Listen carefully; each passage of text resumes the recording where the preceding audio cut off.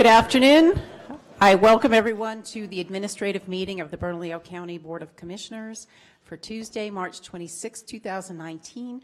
And we will begin tonight's meeting with a moment of silent invocation, followed by the Pledge of Allegiance. And I'd like to ask our guests here from Atrisco Heritage Academy, if you would please, when we look to you, lead the pledge.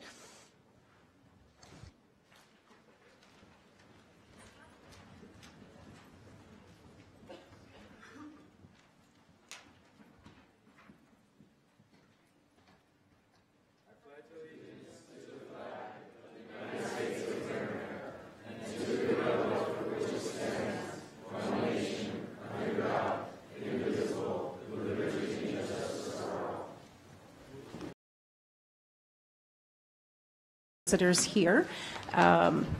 Madam County Manager, do we have any additions or changes to tonight's agenda? Madam Chair, Commissioners, we have one, and it's item 3A and 3B, recognition of Atrisco Heritage Academy boys basketball team and West Mesa High School girls basketball team to be added to the agenda under certificates and awards as items 5A and 5B. And a vote is required on the above change. All right, I move approval of those two changes. Second. We have a motion and a second. All in favor, say aye. Aye. Opposed? That passes unanimously. All right, we are on to proclamations. We'll start with item 4A, Cesar Chavez Day. Commissioner Quezada. Thank you, Madam Chair. So do we have, there we are. Please, would you come forward while we read this proclamation? If you'd like to say a few words before I read it, that'd be fine. Can I say a great, big, giant thank you to our Honorable Chair Maggie Hart-Stebbins and all of fellow commissioners for 26 years of support for Cesar Chavez Day, for 10 years of support for the Lotus Day of Service, where 220 APS school children learn about farm work, acequias, environmental justice. And this is just an amazing work throughout the state of New Mexico, so I'm going to thank you up front. Gracias. Thank you. Could you state your name for the record? I'm Coralie Quintana, co-chair of the Recuerda Cesar Chavez Committee. This is, wow. My name is Anna, and I'm the coordinator for the Dolores Huerta Day of Service. And I'm Valerie St. John. I'm Dolores Huerta's cousin. And I'm Linda Benavides. I'm also Dolores Huerta's cousin. Thank you so much for showing up. Now I'll read this. The Bernalillo County Board of Commissioners, sponsored by Commissioners Maggie Hart-Stebbins, Debbie O'Malley, Stephen Michael Casala, Lonnie C. Talbert, and Charlene E. Piscotti. All right, here we go. I'm going to have to read. I hope I don't mess it up. Whereas Cesar Estrada Chavez was born on March 31st, 1927, near Yuma, Arizona, and became one of the best-known Latino-American activists of civil and workers' rights, and is immortalized by the slogan, Si se puede, yes we can, created during the 1972 fast. And whereas Cesar Chavez dedicated himself to the cause of justice and representation for farm workers, he directed the Community Service Organization, co-founded the National Farm Workers Association, and inspired the creation of the Obreros Unidos, the Farm Labor Organizing Committee, and the Texas Farm Workers Union elsewhere in the country. And whereas farm workers at the time were subjected to undignified treatment without proper food, water, or facilities, and facing violence when resisting those conditions. And whereas the National Hispanic Cultural Center is hosting the 26th annual Cesar Chavez Day Fiesta celebration Saturday, March 30th at noon at the National Hispanic Cultural Center in honor of what would have been his 92nd birthday. The fiesta will be preceded by La Marcha de Jusida, starting at 10:30 a.m., also at the center. And whereas his guidance, courage, and firm adherence to nonviolence has made him an inspiration for economic and social justice across the country, undertaking many spiritual fasts for his belief, promoting civil disobedience for change, and unwavering his support for workers' rights against constant governmental interference. Now, therefore, be it resolved that the Bernalillo County Board of Commissioners does hereby honor and recognize March 31st, 2019 as Cesar Chavez Day, and encourages all Bernalillo County residents to serve the community in his name and live by his vision and equality and dignity through nonviolence. Done this 26th day of March 2019 in Bernalillo County, State of New Mexico, signed by all the county commissioners. Thank you, thank you.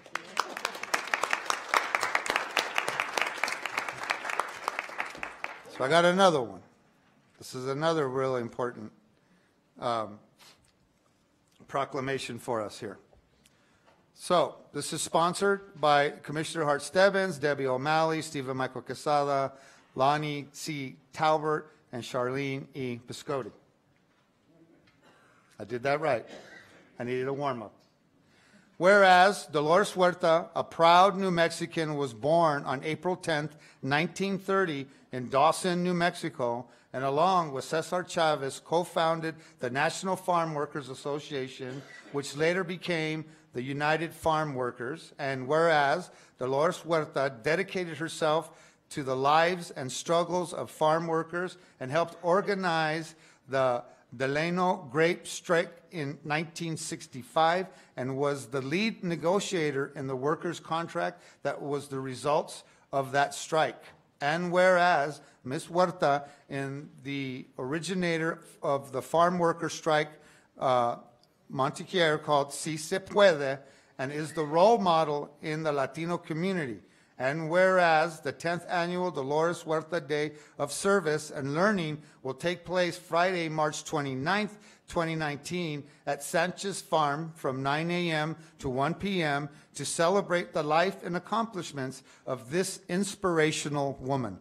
And whereas her dedication to cause, courage, and support of Cesar Chavez and the farm workers' fight for equality and workers' rights, and her guidance to thousands of students throughout the years, and her education about the farm workers' movement, culture, conservation, and creativity continues to this day.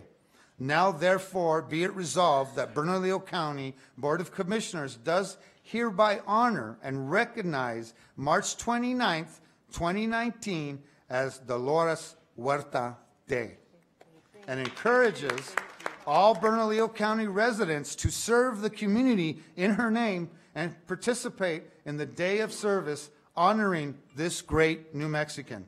Done this 26th day of March 2019 in Bernalillo County, the state of New Mexico, signed by all county commissioners.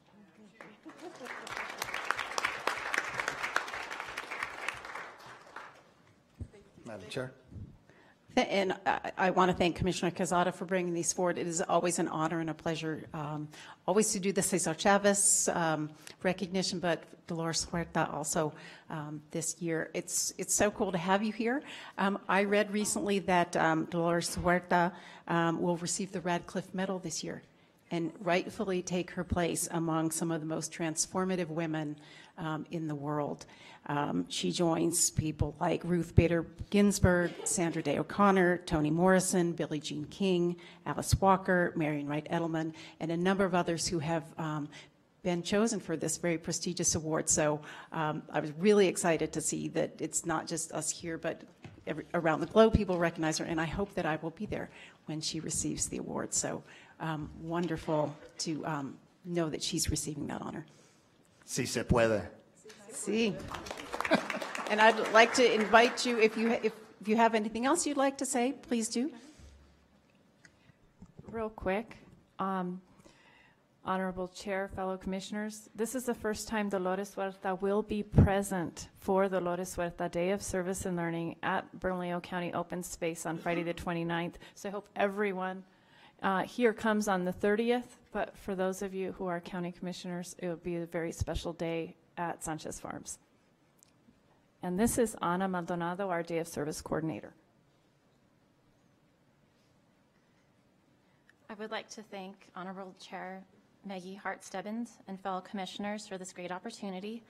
where over 200 children will have the privilege to participate in the Day of Service. They'll be learning about the farm workers movement, sustainable agriculture in our local ecosystem, and getting tied to their land in our community. Thank you very much. And could you please repeat the date, time, and location of the Day of Service, please? It's going to be this Friday, March 29th, from 9 to 1 p.m. at Sanchez Farm, 1180 Arenal Southwest, and that's on the open space. Excellent. And if you would please join us, we'd love to have you come up, receive these certificates, and take a photograph. Thank you.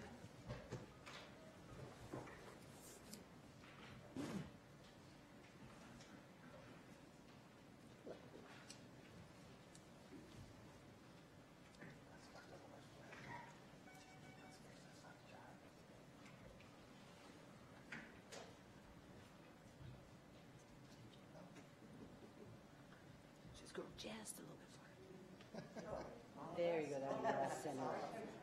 Perfect.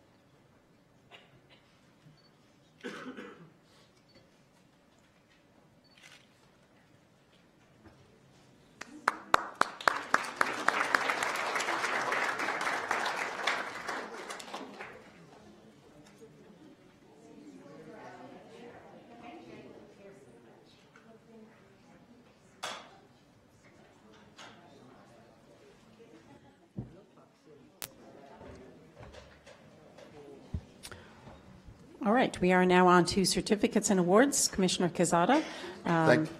Thank you, Madam Chair.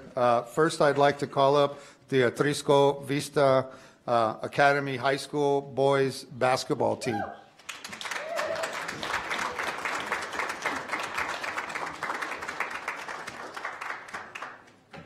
Heritage. Oh, yeah, they put high school, so that wasn't on me. I didn't write this one. But yeah, it's a Atrisco Heritage, not a Atrisco Vista. But before I read this, you know, I grew up on the west side, and I went to West Mesa, but because you didn't exist at the time. But you know, we've always struggled to have very competitive teams on the west side of Albuquerque. And after I read this, you'll know that that tide has turned.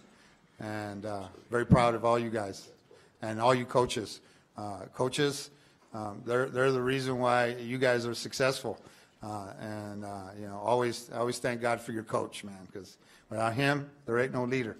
So this is a certificate of recognition given to the Atrisco Heritage Academy High School boys basketball team for your fighting spirit, determination to win, and teamwork, and sense of fair play on the court as champions of the 2019 Boys State Basketball Tournament.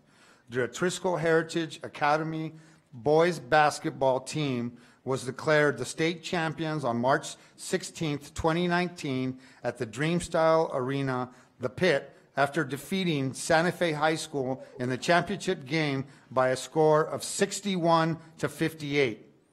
The Jags' final record was 22 wins and 7 losses. The Atrisco Heritage Academy Jaguar players are, and forgive me if I mess up your name, Dominic Rivas, Isaiah Brooks, Abram Saavedra, Zach, okay, that one got me there. Carmignani.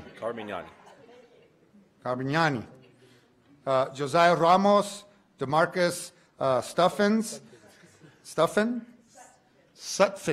Thank you. I said I was from the west side. I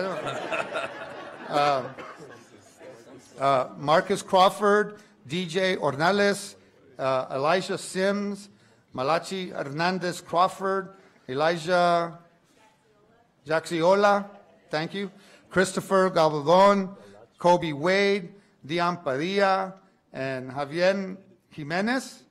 The Jaguars are coached by head coach Adrian Ortega and assistant coaches Daniel Leyva, Adrian Ortega Jr., Corbin Waki, and Chris Parra. The 2019 basketball champions is the second year in the row for a West Side school that only has been in existence since 2008. We honor your dedication, your determination to the game of basketball. Thank you, guys.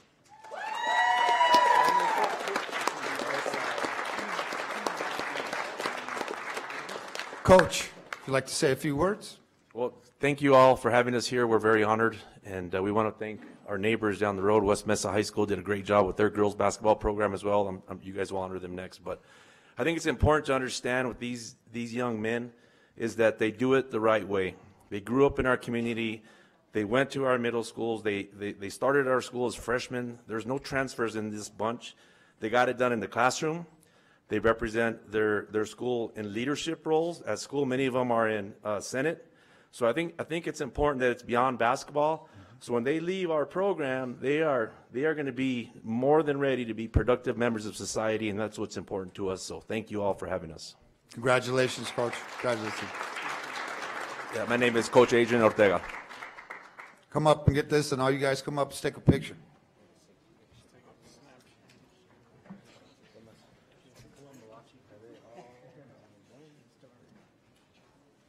Good job.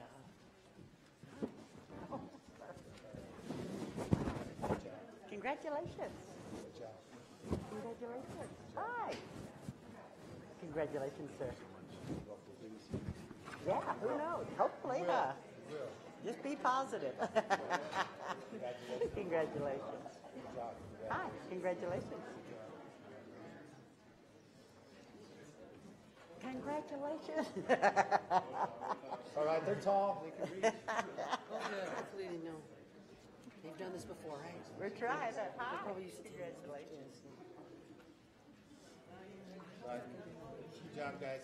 Let's double up in front. You guys, it would help a lot if we can get a second row and maybe, I don't think we can kneel, right? That's going to be kind of hard. Oh. Yeah. Or at least go in between Go window heads. each other, guys. Yeah, there you go. Window each other, that way your faces aren't.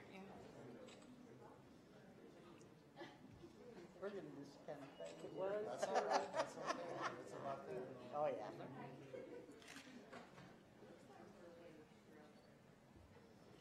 Look at all the mothers. Hang on, I can't see. I know you can't see. Yeah. Okay. There we go. Oh, thank you. Let me try.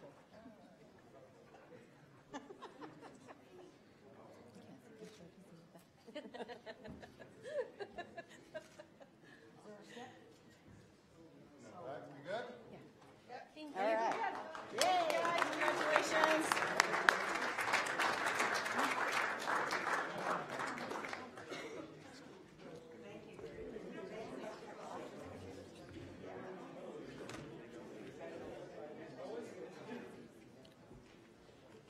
Okay, now I'd like to bring up, we couldn't get all of West Mesa, but can we get the girls who are representing West Mesa High School girls basketball?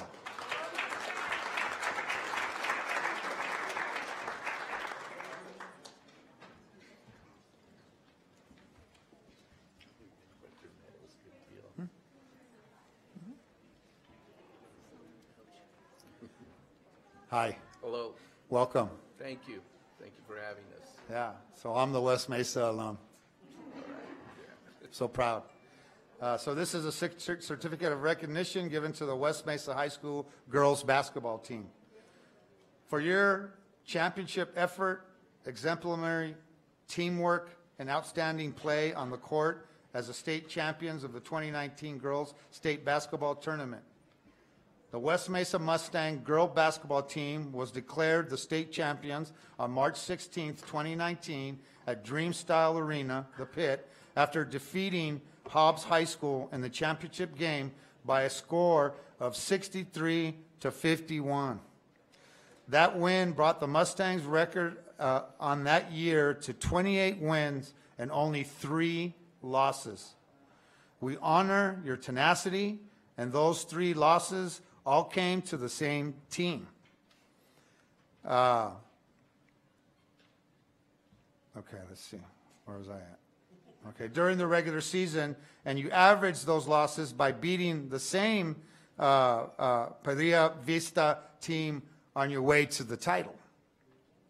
The Mustang players are Monique Jackson, Alicia Varros, and how many points did Alicia Varros score?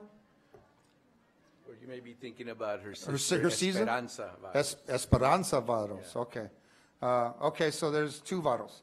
Jennifer Martinez, Mariah Rivas, Esperanza Varros, Emily Burke, Cici Barrera, Jasmine Cordova, Lupe Zarate, and Crystal Aspas.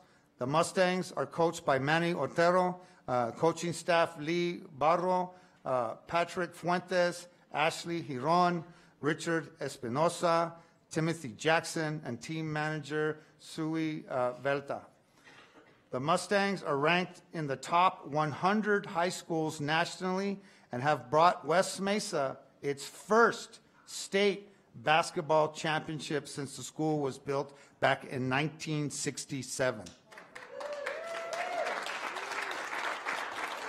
These girls and their coach have now set a new bar for excellence at West Mesa High School. Congratulations. Thank you so much. I wanted to mention that Espi Varros, right, scored over 1,000 points in her career at playing basketball and was now accepted to play for West Point. That is correct. And we also had a second individual who was actually our first 1,000-point scorer, and this is Maya Rivas. Hey, Maya. She was the first athlete in our program to score 1,000 points, and she's also going to be attending college at New Mexico Highlands University to pursue her career in her basketball. That is awesome. So, Coach, if you'd introduce yourself and say a couple of words. I'm the assistant coach. My name is Patrick Puentes. Unfortunately, Coach Manny Otero couldn't be here today. Him and the rest of our program, our kids are committed to spring sports now. So he's out there coaching. They're out there competing as we speak. You know, this team here was just a special blend of not only great basketball players, but high-achieving students. Our GPA is 4.0 as a team. We have probably, I think the current valedictorian and probably next year's valedictorian are on this team.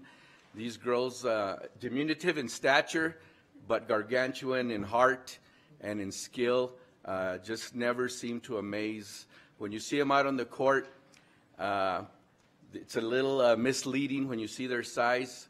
They continuously took on teams that were larger. Physically, we looked like the underdog every game. Coach Otero's done a great job in creating this program and bringing it to where it is now. And these players here have been part of the groundwork that has put West Mesa basketball where it is today. So we're proud to say that for the West Mesa community, for our fans, the school, and representing Coach Otero and the rest of the girls that couldn't be here, we thank you very much. And we look forward to maybe visiting you again next year. Yay. All right. Congratulations, Coach. Thank you. Congratulations, girls. Madam Chair. Wonderful to have you here. Congratulations. And we would be honored if you would come up and take a picture with us. Thank you very much.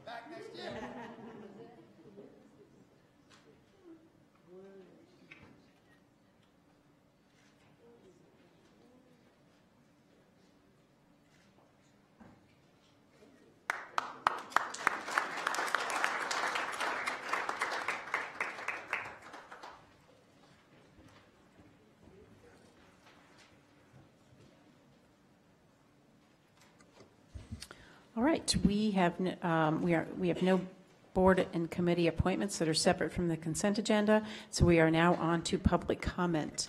Julie, how many people do we have signed up for public comment? We have 10 signed up. All right. So I will just lay out our policy for public comment here for our administrative meetings. When you hear your name called, please come up to the front. Each speaker will have 2 minutes. A bell will sound once 90 seconds has elapsed, giving you 30 minutes to wrap up. And we do ask, so what did I say, 30 minutes? 30 seconds to conclude your comments. And we do ask that you stay within those limits out of respect for everyone who has come to speak. So Julie will read the names, and when you hear your name, please come up and be prepared to speak. Olga Santana, Stephanie Lord, Kris Kelly,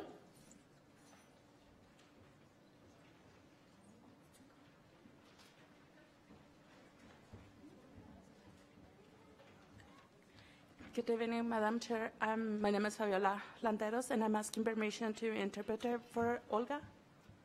Thank you.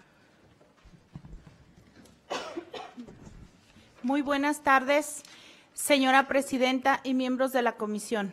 Mi nombre es Olga Santana. Yo soy madre de 4 hijas que tienen entre 5 a 14 años de edad y soy una trabajadora del hogar aquí en Albuquerque. También soy una orgullosa miembro del Centro de Igualdad y Derechos, una organización que lucha por los derechos de los inmigrantes y trabajadores que tiene una base de más de 4,700 miembros aquí en Albuquerque, la mayoría de los cuales son trabajadores inmigrantes de bajos salarios y sus familias.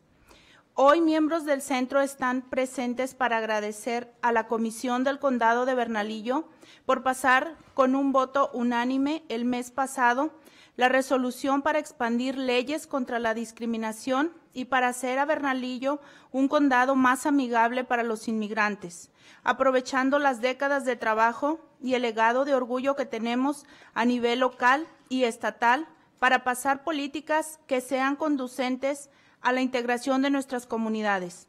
Antes de que se aprobara la resolución, mi esposo y yo temíamos caminar por las calles de nuestro condado porque temíamos que nos detuvieran, y mis hijas no confiaban en nuestras autoridades locales porque temían que ellos deportaran a su mamá y papá. Ampliar el estatus del condado de Bernalillo como un condado amigable para los inmigrantes es un paso en la dirección correcta para ayudar a mantener a familias como la mía, unidas. Familias que están orgullosas del trabajo que hacen como la organización de nuestra comunidad inmigrante para luchar por nuestros derechos y mejor educar a nuestra comunidad. Esperamos trabajar con ustedes, el administrador del condado y el abogado del condado, para ayudarlos con un plan de cumplimiento y para continuar fortaleciendo las políticas en el futuro que aseguren que todos los miembros de nuestra comunidad tengan la oportunidad de prosperar en el condado. Hemos traído algunos certificados de reconocimiento y pancartas con notas de agradecimiento de nuestros miembros que nos gustaría dejar en sus oficinas, o si está bien con ustedes, el que niños se acerquen para obsequiarles estos objetos. Una vez más, gracias por su tiempo y por ayudar a las familias inmigrantes en Bernalillo a sentirse seguras en la comunidad que aman. My name is Olga Santana. I'm a mother of 4 daughters between the age of 5 to 14 years old, and I'm a domestic worker here in Albuquerque. I'm also a proud member of El Centro de Igualdad y Derechos, an immigrant and workers' rights organization here in Albuquerque with over 4,700 members, the majority of whom are low-wage immigrant workers and their families. Today, El Centro members are present to thank Bernalillo County Commission for unanimously passing the resolution to expand immigrant-friendly anti-discrimination protection last month. Building upon decades of work and proud legacy, we have locally and the state level of passing policies which are conducive to the full integration of our communities. Prior to the passing of the resolution, my husband and I were afraid to walk the street of our county because we were afraid of getting detained, and my daughters didn't trust our local law enforcement because they fear that they will deport their mom and dad. and that they will be left alone in this country. Expanding county status as immigrant-friendly county is a step in the right direction to help keep families like mine together, families that are proud of their work and contributions they provide to the community.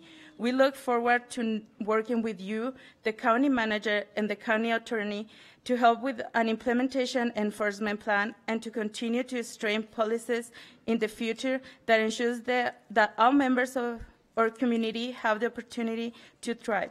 We have brought with us some certificates of recognition and posters with 10 notes from our members that we would like to drop off at your office, if it is okay with you, if the children can approach to give this to you right now. Once again, thank you for your time and for helping immigrant families in Bernco feel safe in this community. Thank you.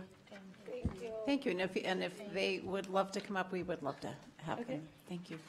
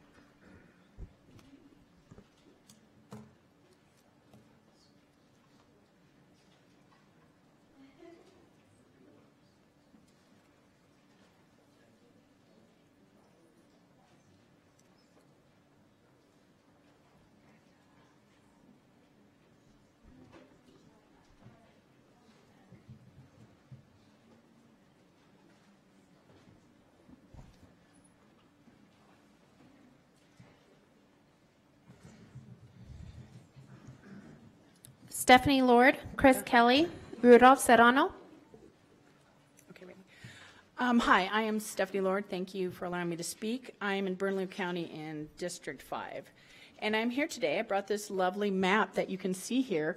Almost every single county now, except for 3, is a Second Amendment sanctuary resolution county. This is one of the counties that has not addressed it, and that's why I'm here, because your sheriff, Manny Gonzalez, he says, I have been asked, in my opinion, the second opinion as sheriff of the most populated county in New Mexico. I confidently support a Second Amendment sanctuary county. So we have the support of our sheriff. We have the support of all of the sheriffs, actually. The 30 out of the 33 sheriffs that you have in this entire state have backed a Second Amendment resolution county. And all the counties have followed suit, except for Bernalillo. There's a few that have opted out, but Bernalillo is the only one. So the reason I'm here is I'm asking you to at least put this up for a vote, instead of just not making any decision, to make a decision about it. And the reason why is because the Board of County Commissioners has a duty and authority to represent the county and have the care of the county property and the management of the interests of the people. So we're here as a people, and there's a whole bunch of us that are for gun rights, and we do not want our rights infringed upon. We're not, and the main problem is, when they brought up a bunch of these bills, is that time up? What is that? Dinner bell? Oh, okay. Sorry. So I know what happened here. Basically what happened when a bunch of these laws went through, especially with HB 83, the problem was that it went after law-abiding citizens. It didn't do anything for criminals. California has shown that it doesn't work. It doesn't do anything. And people that go out and buy guns are just going to say criminals that buy guns are getting them off the street. This is just to punish us. So I'm asking you to please bring up this resolution and vote about it and let the people speak. Thank you.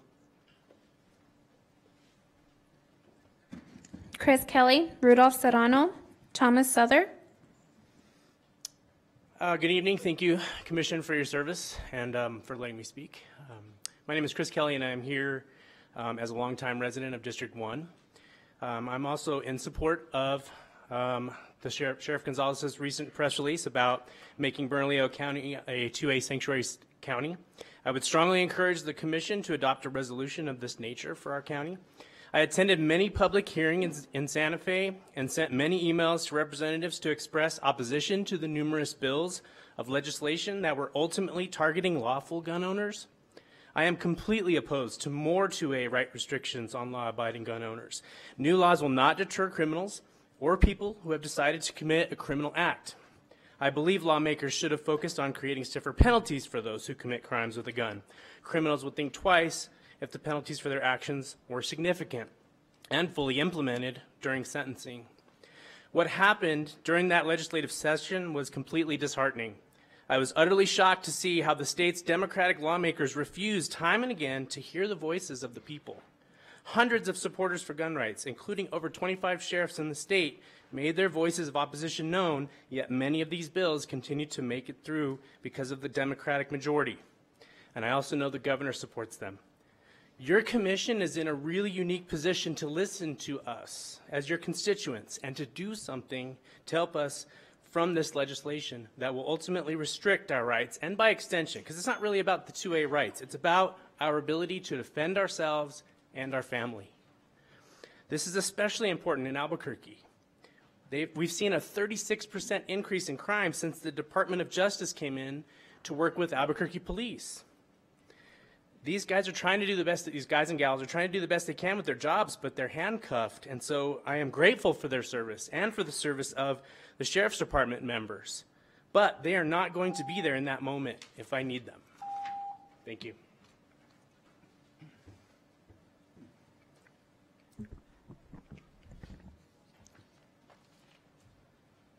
How do you put a...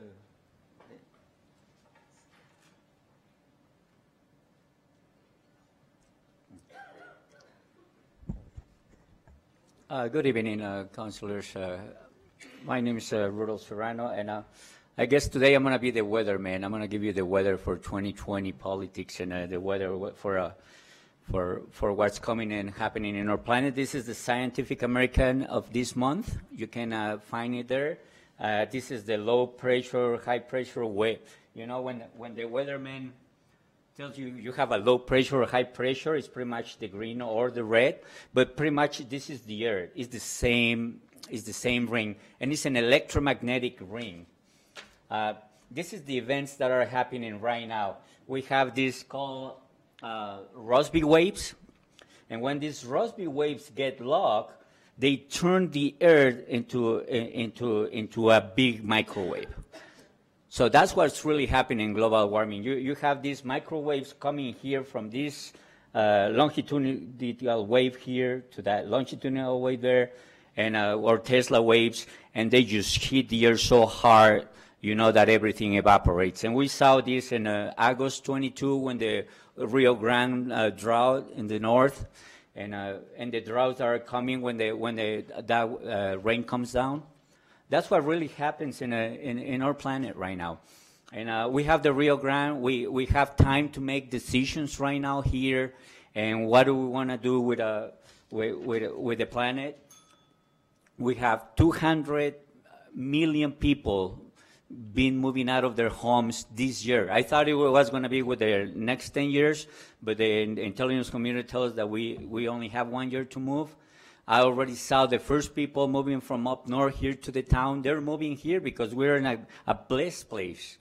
But we need to, start thinking how we're going to have water for all that people and for ourselves in the future. Thank you very much. Thomas Souther, Harry Lord, Tadna Minsky, Dell Perkins. Hello, my name's Tom Souther. I live up in the Tijeras area, District 5. I'm here to support the Second Amendment sanctuary petition that they're asking you to put onto the agenda. I'd like to read, last month on February 25th, I sent each one of you an email. What each one said was, I stand with Bernalillo County Sheriff Manny Gonzalez and, quote, I do not support, aid, nor condone any effort or legislation that will infringe the right of law-abiding citizens to bear arms, unquote. I want Bernalillo County to become a Second Amendment sanctuary county, the same as so many of the other counties in New Mexico have already done. I'm strongly urging you to put a resolution on the agenda for the next commission meeting. I support Sheriff Manny Gonzalez and the 29 other county sheriffs, as well as the 15 at that time Now I believe it's close to 30, 28 or 29, something like that. County commissions who have voted to be Second Amendment sanctuary counties. I would also like to see our county commissioners stay true to the state constitution and refuse to enforce laws that violate the protections in either the U.S. or New Mexico Constitution. I look forward to hearing from you on this matter. Thank you very much. And I have my name and address and phone number. And I'm very disappointed to say this was over a month ago. I did not get one reply back from anybody on this. I'm very disappointed in that. Hopefully, we can move forward and get the Second Amendment resolution on the agenda and have it discussed and hopefully eventually passed. Thank you very much.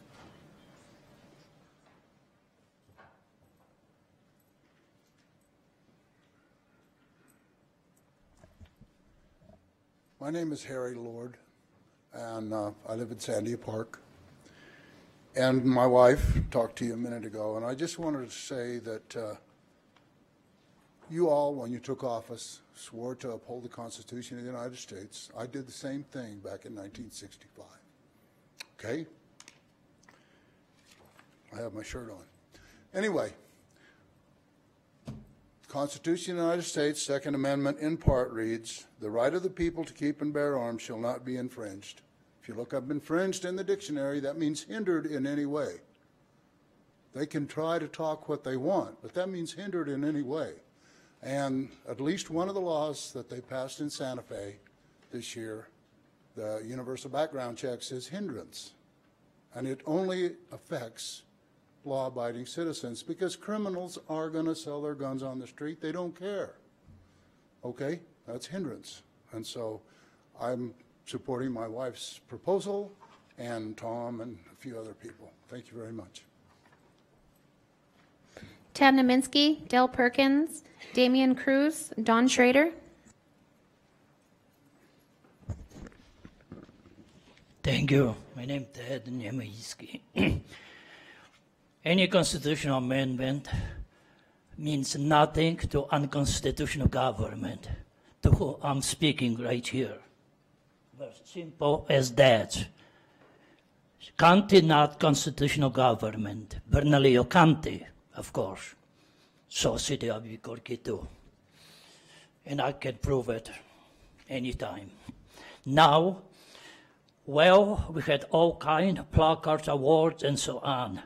Why don't we have Quenzada Day, Quenzada Friends and Family and Relative Day? How about Debbie O'Malley, Clarissa Pena, and so on? How quickly we can, another issue, how quickly can we forget Northern Senator who ended up in the penitentiary for 2 years selling state property, 50,000 commission 2 years. Other got 2 years for $3 million. We know who he is. Now, how quickly we forget local?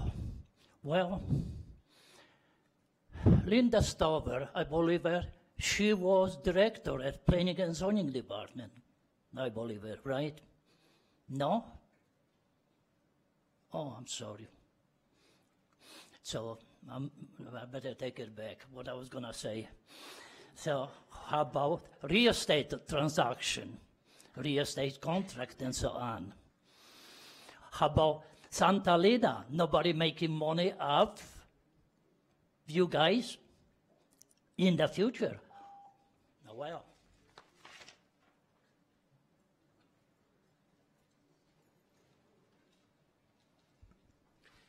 Thank you very much for having us up here. I'm Dale Perkins. I appreciate the time to speak to the board and to the lady chair. I'm Dale Perkins. I teach the concealed weapon permits. And I've been up here before. And I can see a lot of faces that I know very well. These bills, House Bill 8, before I got to sit down with the governor's office, actually told me that I could not take and have guns in my class and take and rent them out to my students. The 4-H could not take and have their competition shoots, or the Boy Scouts, or the women's shoot that we do on the east side of the mountains. I got that fixed, but they can take and change that any time. They're trying to take and stop us from having our firearms and being able to do properly. We're talking about honest citizens that pay the taxes and that takes and goes to work every day. I was up there 18 days, including with 26 kidney stones, and I still was up there. Thank God they got the stents out this last Friday for me. Now, the other bill is Senate Bill 328. That is the crime bill. If they would have went with the federal definition of that and the way that the federal has it set up, I'd be all for it. By God, yes. But when you can come in and just take the firearms away from us, my time's done. I thank you very, very much, and will you please have a wonderful evening. I appreciate your time and effort. Please vote for it.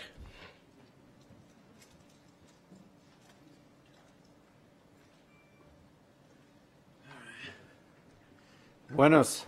My name is Damian Cruz. I'm here because I'm concerned. And a lot of voters are concerned. Albuquerque is one of the most dangerous cities in America. In Santa, they are passing anti-gun laws against law-abiding citizens. This is wrong. I ask the Commission to consider Second Amendment sanctuary status. Again, I ask the Commission to consider Second Amendment status. It's like the Chavez movement, right? It's rights for citizens. That's all. Thank you.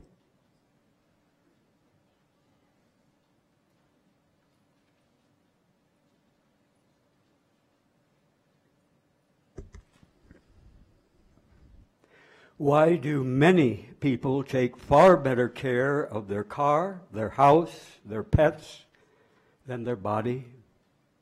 Why do people eat processed crap in packages, bottles, and cans and expect to be healthy?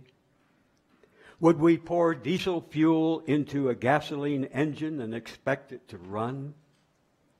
Diabetes is now the #1 killer in Mexico. Processed crap has flooded Mexico. In 1991, Mexico had 1 Walmart. Now, 2,000 Walmarts. The best foods for health are raw, living, whole plant foods, preferably organic. Nothing with added sugar. I stopped cooking my food 20 years ago. Cooking food destroys most of the nutrients. If you cook a seed, then plant it, it will never grow. We need living food. Cooked food is dead, slow poison. Human cancer cells placed on cooked food grow and multiply. Human cancer cells placed on raw living food die. If I had eaten healthy when I was a kid and through my 30s, as I eat now, I might have kept most or all my teeth. Learn from my mistakes, my many mistakes. I refuse to pay junk food companies to make me sick and to kill me. I refuse to be their fool. I want great health until I die. Many years ago, I was addicted to sugar and cooked crap, but with the help of many people, I woke up, I changed. I absolutely oppose Bernalillo County to be a Second Amendment sanctuary. That concludes public comment.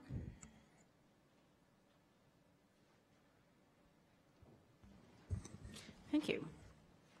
All right, we are now on item 8A, approval of the March 12, 2019 it's administrative meeting minutes. I move approval. I have a second from Commissioner Quezada. All in favor, say aye. Aye. Opposed? That passes unanimously. We are now on the consent agenda. Commissioner O'Malley. Madam Chair, I would like to remove 9A from the consent agenda for discussion. All right, we will move item 9A off the consent agenda and put it at under 12. That will become 12B. It'll become 11A under resolutions? Yes. Yeah, 11A.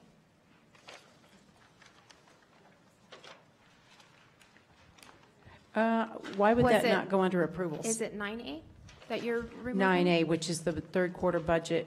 Because they are asking for resolutions. Resolutions, Yeah. okay. All right, so that would, sorry, but that becomes 11A.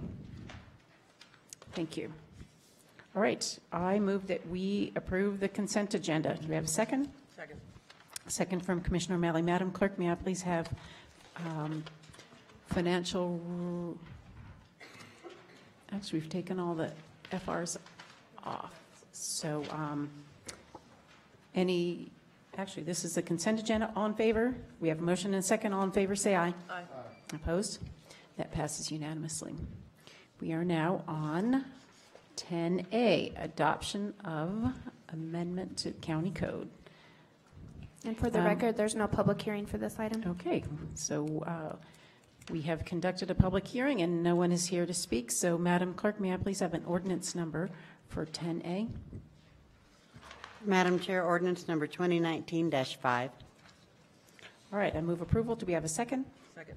We have a second from Commissioner O'Malley. Shirley. Madam Chair, Commissioners, my name is Shirley Reagan, Deputy County Manager for Finance.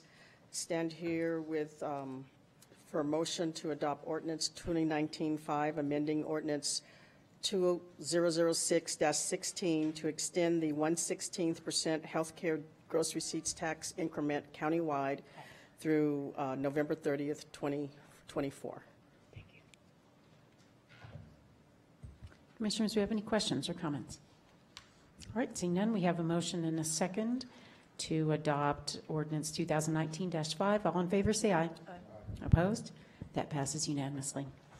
We are now on adoption of resolution, so we will hear what was originally item 9A, which are the third quarterly budget reconciliations. Madam Clerk, may I please have FR numbers for 1, 2, 3, 4, and 5? Yes, ma'am. Number 1 will be FR 2019-25. Number 2 will be FR 2019-26. Number 3 will be FR 2019-27. Number 4 will be FR 2019-28. And number 5 will be FR 2019-29. All right, thank you. And I think that we will be moving each of these separately, so those numbers may change. So thank you. All right. Okay, Ms. Moon. Oh, actually, I think let's move the first one. I move FR 2019-25. Do I have a second? Which one? That's the first one. 600. What, the 600,000? Yes. Second. All right, we have a second from Commissioner O'Malley, please. Good evening, Madam Chair and Commissioners. Tonight we're presenting the third quarter budget reconciliation agenda item, which is our normal quarterly budget cleanup. I want to provide some clarity in this first motion that you're going to talk about first.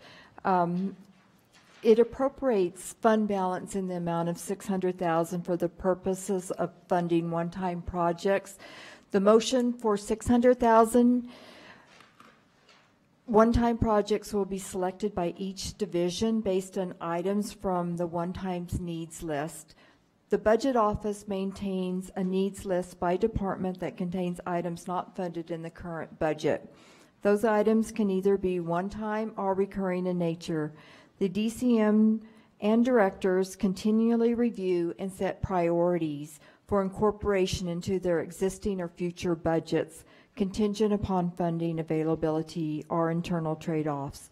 At the end of the fiscal year, the county has excess revenues over expenditures. If they do, that creates fund balance. Once the required reserves are calculated and carryovers are accounted for, the remainder falls into assigned fund balance. So per our administrative resolution, AR 2015-44, the Board of County Commissioners, they further delegate the authorizations to the county manager and the deputy county managers of finance to identify uses of assigned fund balance. So that is what this particular ordinance is or this particular financial resolution is to appropriate $600,000 from the fiscal year 18 fund balance, which would be used for some one-time needs, which would be decided by the deputy county managers by division.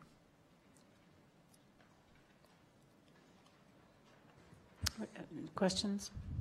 Comments? Pamela, can you give us some idea of what would rise to be priorities? Okay. So we have a list, and I believe that this was emailed to you by Deputy County Manager Julie, by the County Manager, Ms. Baca. And so there are like way more needs than what we can fund. So this is something that we wanted just to give a little bit to the division so that they could start prioritizing it.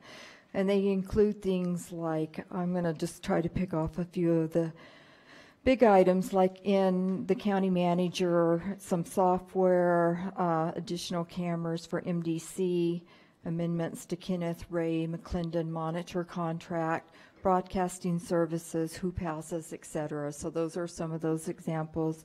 In community services, we had things that like furnace replacement, grant writers, upstairs renovation, Alameda median landscaping, disinfectant. So there's like, there's quite a bit of items. Finance had, like in the fixed assets section, storage for their warehouse. They don't have enough room to put items.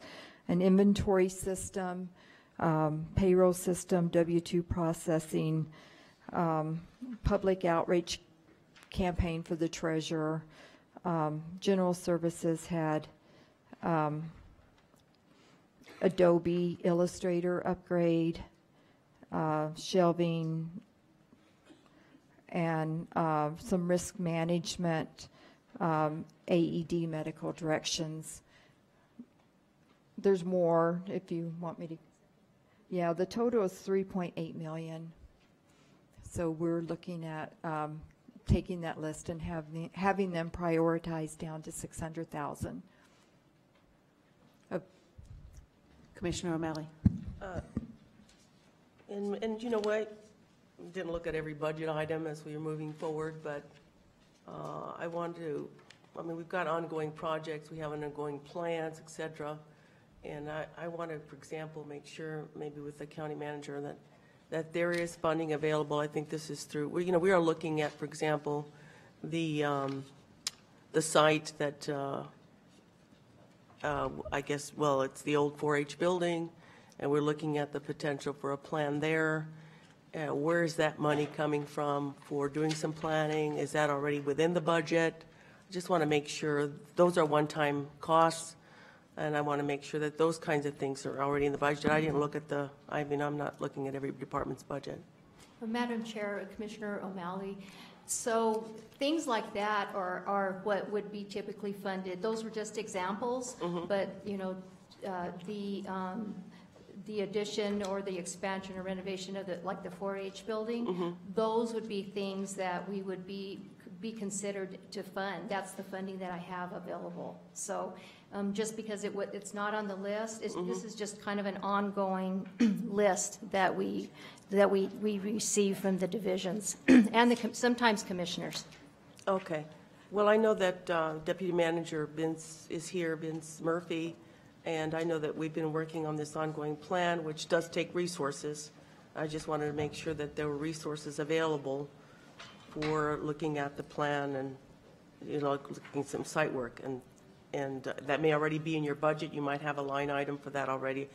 I agree that, so I just want to make sure that And Madam that those Chair, things are- Commissioner O'Malley, we do have another process for bigger items that might be capital in nature, like the 4-H Center, that we would put that into the capital improvement plan and try to prioritize either through bond funding or grant funding, if we could find it for those kinds of things And that's also. usually what, for the big capital, obviously the big capital items, we look at bond funding for that, so we all have a say in that. And, you know, looking at our capacity, which I think has increased, right? Our capacity has increased, so that's an opportunity there. Yes. I just meant for smaller planning and that sort of thing. It's just, okay. That's what I wanted to know. Thank you. So seeing as we're getting ready to approve our budget, why would this not roll over into next year's budget? Well, we were planning on doing this in this year's budget, but we wanted to wait till the third quarter to be sure that everything was working as planned. We don't like to do it too soon in the year, because what if our revenue estimates aren't coming in high enough, or we want to see how we really stand during the year. So we would like to do this in the future in the third quarter, because that's when we really have a good feel for like how we're doing after the close of the previous year. Okay. So the third quarter ended in September? I'm sorry. In March. It's March. Oh, right. Okay. We're in Makes sense. fiscal. Got it. Okay, so year. these are all items that were prioritized in last year's budget, just were not funded, contingent upon If how we how could the find budget any was looking. funding Okay. for it. All right. Makes sense. Any other questions or comments? All right, seeing done, we have a motion and a second to approve FR 2019-25. All in favor, say aye. Aye. Opposed? That passes unanimously. We're now on FR 2019-26. I will move approval for discussion purposes. We have a second? Second. Second from Commissioner O'Malley. So the next four items, and I guess we can take them all separately, are items within the housing funds, and there's several different funds there, so we have to break those up separately by fund. The first one appropriates $1 million transitional housing from behavioral health. You may remember that we gave money from behavioral health for the voucher. No. Madam Chair? Commissioner O'Malley. My understanding is we did an earmark for transitional housing for a single-site supportive housing for, I don't know how much million, and then $1 million for operating. Is that what this is? Yeah. Because that's an earmark, not an appropriation. Right. Madam Chair, Commissioner O'Malley, Betty Valdez, I'm the Director of Housing. This $1 million was actually for transitional housing. It was approved by the Housing Subcommittee in June 2018. And it was for hotel and specifically for transitional housing. It came to commission, I believe, and I'm not positive. I was looking for the write-up by the behavioral health team, and I do not see the date, and I can get that to you, Madam Chair, Commissioner O'Malley. But it was specifically for hotel vouchers. Okay. I wanted to clarify that because I thought, I was looking at the write-up, and it said that we had appropriated, and I think there was some confusion about that. I want to make sure that it wasn't the other project of which we said we would earmark and that we would not appropriate until such time. Okay, I want to make sure that was, so this is just for hotel vouchers for basically transitional. And typically, Ms. Valdez, how long does someone have a hotel voucher for? Is it a week, 2 weeks? According to the write-up that was approved by the Behavioral Health Subcommittee team, it is earmarked for 2 weeks to 30 days. Okay. So so people can understand this, how do folks who need a voucher, and that we're talking about people who are unhoused people, how do they get a voucher? For this program, Madam Chair, Commissioner O'Malley, we have just identified the monies, and we are just place marking the dollars at this time, transferring the dollars. We have not identified the program with the behavioral health team at this time. So we have not identified the partners, how we will identify the waiting list. The partners will be working with the providers of the hotel. That has not been identified at this time for the housing team. Okay, so typically how does it work? Because the city does it. Yeah, typically how it works is we would identify who the hotel providers are, where the referrals would come from, the nonprofits. We would provide a waiting list, go out, get them vouchers, get a billing for that, pay the hotel. That would be typically how it would work. Do you have any idea how much it costs per hotel night, or? Typically, at housing, we have not been involved in a transitional housing program. Normally, ours are a month-to-month lease, and they're with landlords. We sign a year lease. I'm guessing the hotel would be a $30 per night stay. I believe in talking with the behavioral health team that they are hoping to have a lesser amount if there's more of a commitment with a transitional partner. I had just wanted this basically for the public to understand a little bit about the hotel voucher system. Right. I think that there's the public generally doesn't understand. Well, you've got folks who need a place to stay, and so then there's a voucher system that the city operates at this point. You're saying we're going to operate our own, and typically it could be for 1 week or it could be for 30 days, and so folks I think sometimes think, well, we're going to house people as soon as possible, or they're going to go into permanent affordable housing or something like that. But really, a lot of times for some people, it's just a place for them to have time to rest and a shower. Correct. But then after about a week or so, then they are literally back on the streets. That's important for people to know, because I think there's a lot of confusion out there about this hotel voucher system. I know the city does it, and they have it. They arranged it, I think, for heading home, has a number of vouchers that they use, and that's how they are able to house people for short periods of time. I think it'll be important to see sort of how our system works a little bit, because I think people sort of get lost in the process. So they may have a week or something, and then they're back, they're on the street, and it's like, where's the follow-up, and what kind of opportunities do we have from there? Because basically it becomes sort of like a revolving door, and I just wanted to, somehow I think we need to get a grip on that, and probably what that means is more permanently affordable housing, obviously, but I think a lot of times, I think it's important for the public to know how this sort of hotel voucher system works, if they don't know already. Madam Chair, Commissioner O'Malley, we will be working with the behavioral health team, and we would be happy to bring you up to date on what we come up with and report back to you, and certainly have your input. So this is the issue I have, and I hope you'll bear with me, but I would like to get an idea of what the program, at least an idea of what the program is going to look like before we appropriate any money. So I'm going to, I guess, ask for a deferral or until such time as we do have a program as to what we're going to be funding. That would be my point. And I will second that motion for a deferral. And what I would ask, because we have appropriated dollars or approved funding out of the behavioral health revenue, but it's not really clear to me which program we're talking about here. I don't know if this is the sober living, youth transitional living. No, it was transitional housing voucher program. Anyway, and again, I'm going to support deferral with a request that it come back at the next meeting with someone from behavioral health here, because I don't see anybody here who could maybe answer our questions about that. So, okay. But we will have to, again, vote on that deferral as a board.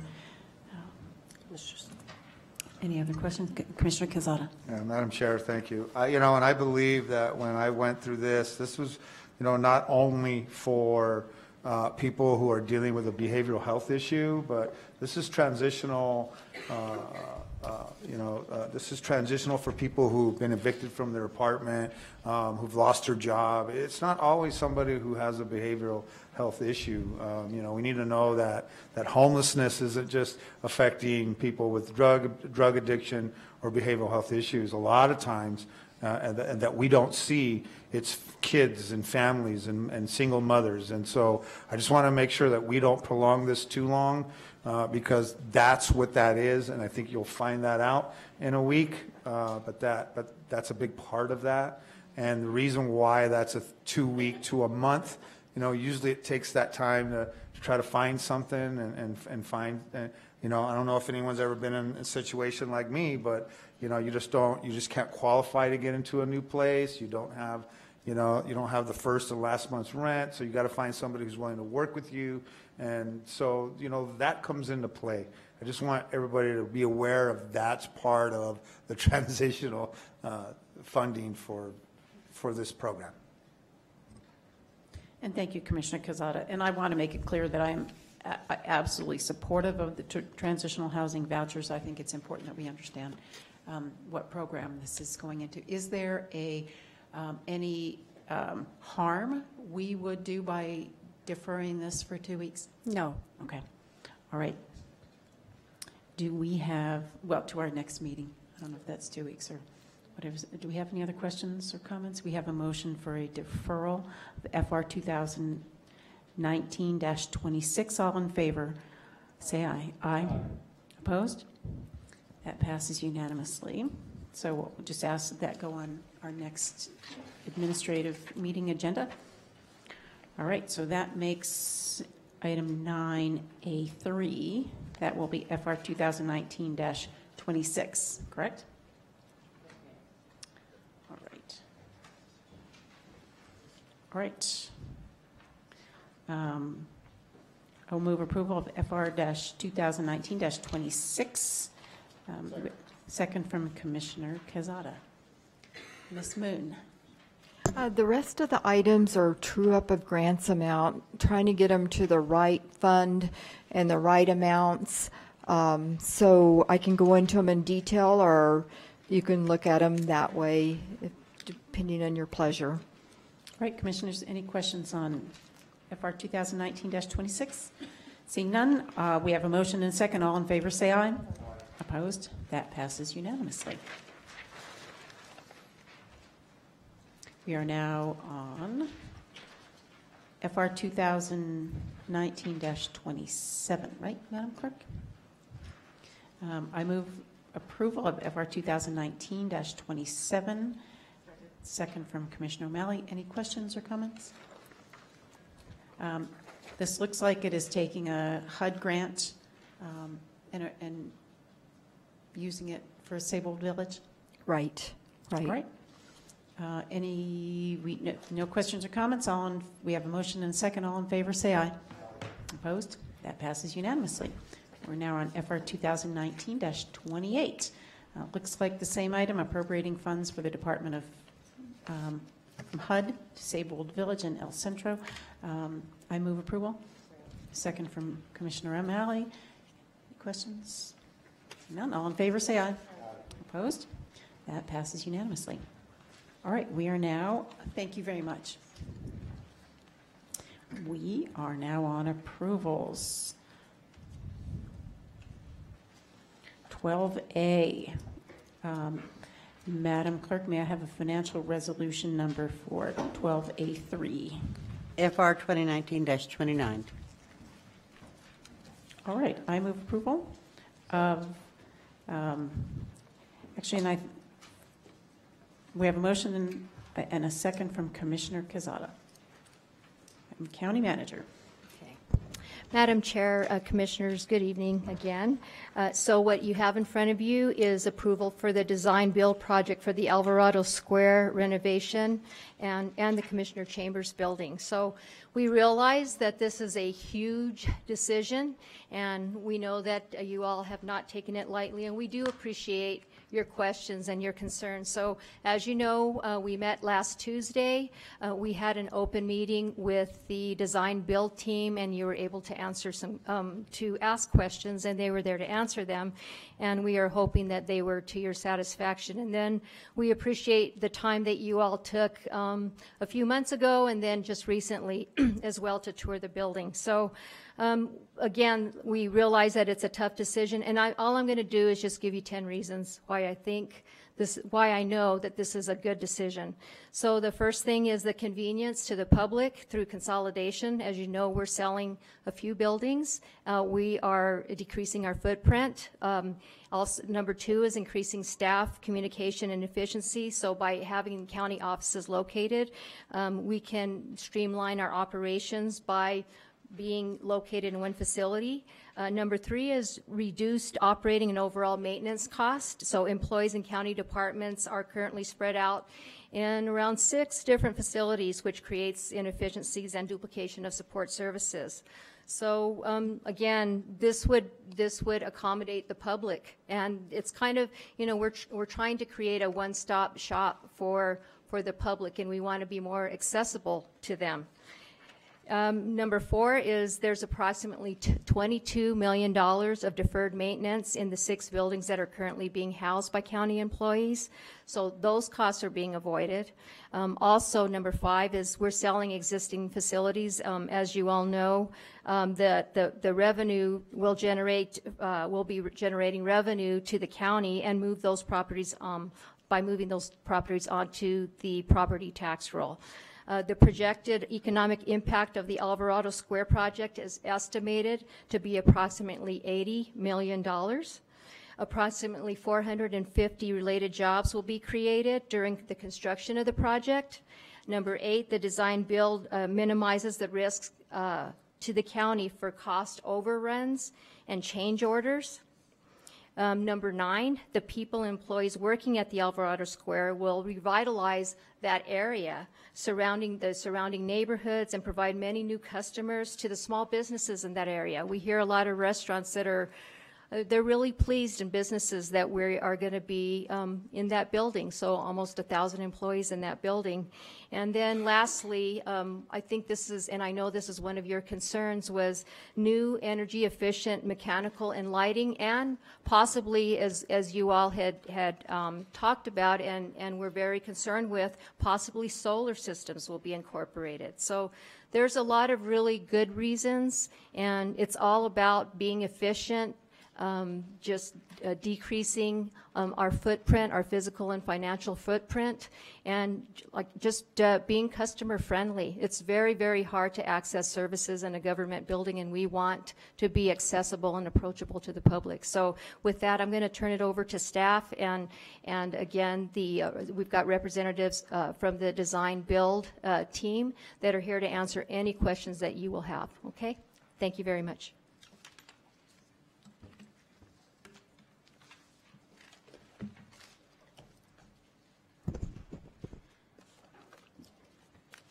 Madam Chair, Commissioners, my name is Dinah Esquivel. I'm the Director for Procurement and Business Services. The item before you is the design build project for Alvarado Square. The motions are to award the RFP 00119AB in the amount of $45,770,000 to HB Construction. Approve the design build contract with HB Construction in the same amount of $45,770,000. Approve the financial resolution appropriating general fund balance in the amount of $33,277,521 to support information technology purchases for the data center, and authorize the county manager to execute contract amendments or other agreements on behalf of the county commission through the end of the project for the design, build, and construction of Alvarado Square. With that, we have prepared a short PowerPoint presentation if the commission wants to see that, and we are ready to present that. And then we will take questions.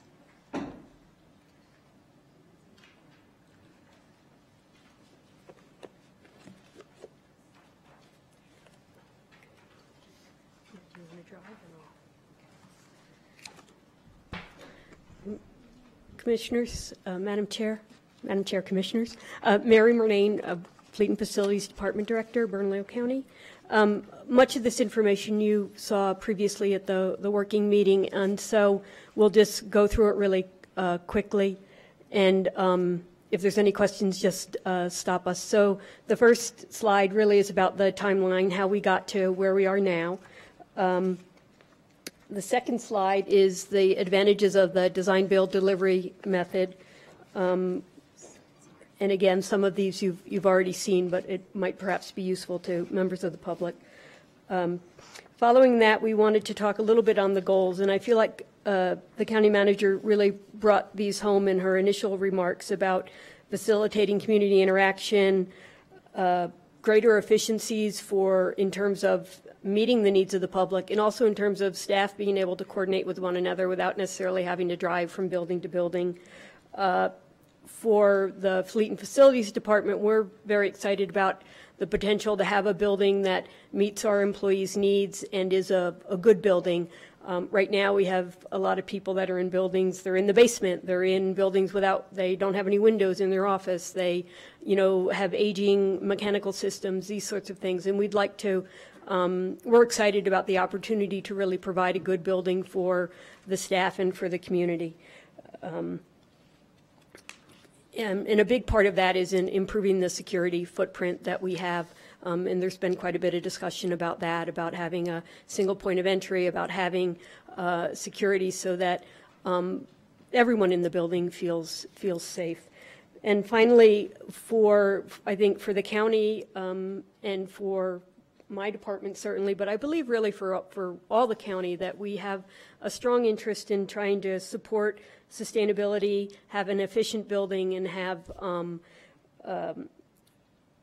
building components that are able to be serviced readily, that give us, in particular, a lot of flexibility, and also meet our needs for many years to come. And that was part of the intent of this project, was to have a 30-year building so that we're not going back and redoing things right after we move in, because we'll have it set up from the get-go.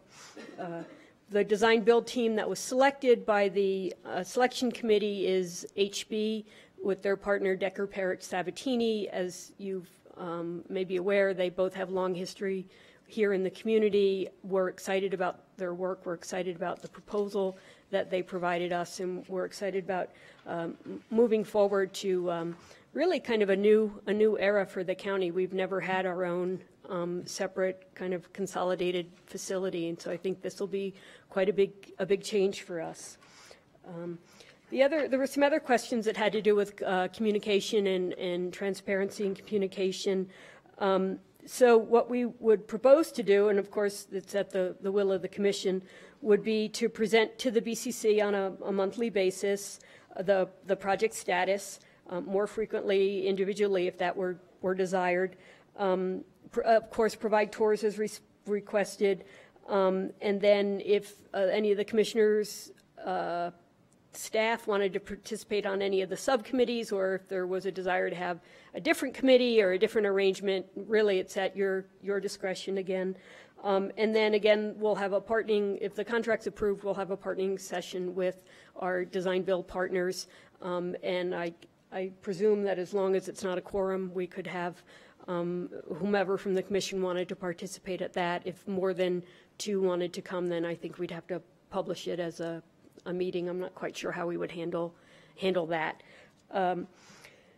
We also have an external website and an internal website. The internal website we've been using a fair bit with staff to try to solicit input about the various committees, opportunities to participate, and also to provide information, podcasts, and so on and so forth. But for the external, we'd really like to kind of do a little bit of a show a little bit more about what happens in the process, the demolition and then the renewal and so on and so forth. With respect to the public, we also have a public arts board that will look at some of the art conditions, and also the use of the 1% for art at this facility. We do plan to have some external focus groups that are arranged around the customer service components. I think in particular development review. We'd like to have focus groups of people that use those services to tell us how to improve those. Then also perhaps with whomever, the treasurer, the clerk, the assessor, whichever departments would like to have a focus group that looks at their customer-facing services. We'd like to facilitate that so that we can set things up in a way that, in addition to working well for the departments, works well for the public. And then the last thing that we've discussed is that we'd want to do maybe a survey of 3 options of the color palettes to see what the community thinks about this building that's going to be the new county home. There were questions at the last meeting about the photovoltaics and doing photovoltaics on this building. At the present time, it looks like doing the solar array on the slanted wall, the south-facing sloped wall, is considerably more expensive than putting that on the roof. Both areas have some constraints. The south wall has the cost and the concerns about maintenance on a sloping wall. On the roof, the concern is a little more to do with the shadowing that will be cast by mostly by the P&M building, which is to the southwest of us. And so if the commission wants us to pursue solar on this project, we can certainly do that. My suggestion might be that we evaluate that further, and if we're going to do it on the roof, my recommendation is that we wait until it's time to redo the roof, because when you put solar on an older roof, when you go to repair that roof, you have to pay for all the solar to be taken off and then to be put back on again. And at the MBC, where we've done solar, what we did was we put new roofs on, and then we put the solar on those roofs. And so I would suggest that in the 5 to 8 years, I believe it's about 8 years is the anticipated life of the existing roof, that we could look at doing solar on the roof at that point. We certainly could do it sooner if that's the will of the commission, but I think it's a little more maybe practical to not, if the roof had 20 years left on it, I would say look at doing the solar now, but given that it's about 8 years, my suggestion would be that we look at doing the solar later, and perhaps we can also look at trying to get the rules changed as far as what P&M will allow us to do in the downtown district. Currently, we think that they will allow us to do somewhere between 30 and 50 kilowatts of solar, and that wouldn't, we have more roof capacity than that, and we also have more capacity on that sloping wall for that. But that's, yes. Commissioner O'Malley. Thank you, Madam Chair. So you mentioned that, and this will be, I have a couple of questions regarding the condition of the building now, and you're saying right now the roof has another 8 years of life in it? On that top area, yes. Okay. That's my recollection from the assessment that was done by the Armstrong Group. Is there any kind of money in this particular budget for repairing that roof? No, Commissioner, that would come under my routine operations and maintenance budget in subsequent years. Okay, so that would be something that, do you have an idea what that would cost? Just out of curiosity. I don't. I can get that information for you. And then also, what's the remaining life of the stucco of the building? Because I think that's important that, we know that it's not going to be restuccoed. We're talking about the original building with the original color and the big building. So I know that there's going to be a new building for the chambers, but right. Commissioner, I apologize, but I don't have a sense of what the existing life of the stucco is. I know that we'd like to redo it just for aesthetics, but it was hard to justify that based on purely aesthetics, and the condition of it in general is good. There is some patching and sealing that we will do, but it's minimal. Maybe the contractor can answer that question? Yes, thank you.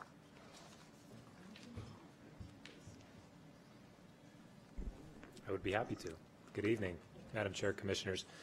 So that building actually received a new coating in 2012, an elastomeric coating on that building, so we did speak with the group that actually performed that work.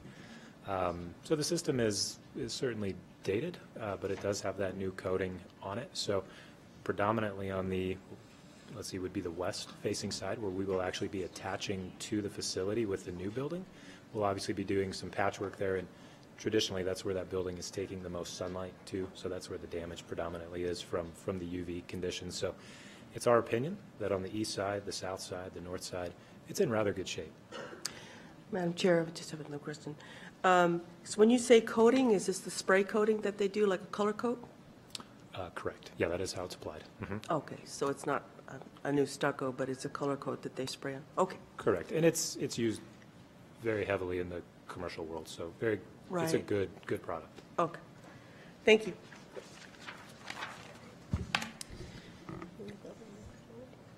So, and then finally, we've had the discussions about the sustainability and energy efficiency, and that's something I think that new, in particular, new heating and cooling controls and LED light fixtures will make a tremendous difference for us in this building, as well as new HVAC components, new fans for air handling, and those sorts of items, the kind of the mechanics of the building. But the LED and also the LED and the controls will make the largest difference. And once again, just for the project stats, the contract amount is $45,770,000 plus GRT. This includes the design and engineering fees, commission chambers, a $1 million allowance for security, which we're hopeful that we won't need to use all of that, and all the furnishings. The square footage cost is $142 per square foot for the renovation, and the chambers is $416 a square foot for new construction.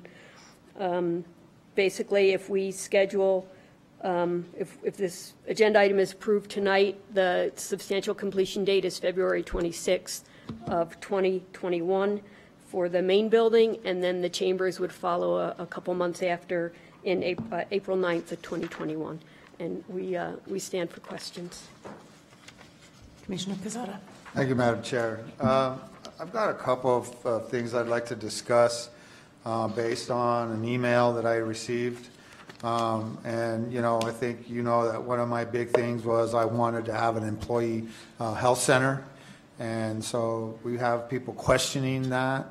I would like to know if we can get staff to put some numbers together on the money that we would save. I know that it was very significant when I did it for, and we did the research for APS, and we were going to do that for APS. Unfortunately, because of how APS is spread across the city, we had issues on a location that we thought would be fair for teachers. But I also know that you know that there's big savings along with that, and I think people need to know that the county wouldn't be running a health center that would be put out as an RFP, and you bring in a provider to do that. But it's a great way to bring costs down, and I want the public to know that. Number two, they brought up that we're looking at having a daycare for employees. I want people to know that Bernalillo County is not opening a daycare, that we are not using taxpayers' money to run a daycare. It would be a part of the building where we would have another provider for women, single moms, different people who work for Bernalillo County in order to have a higher quality of life and more efficiency for Bernalillo County.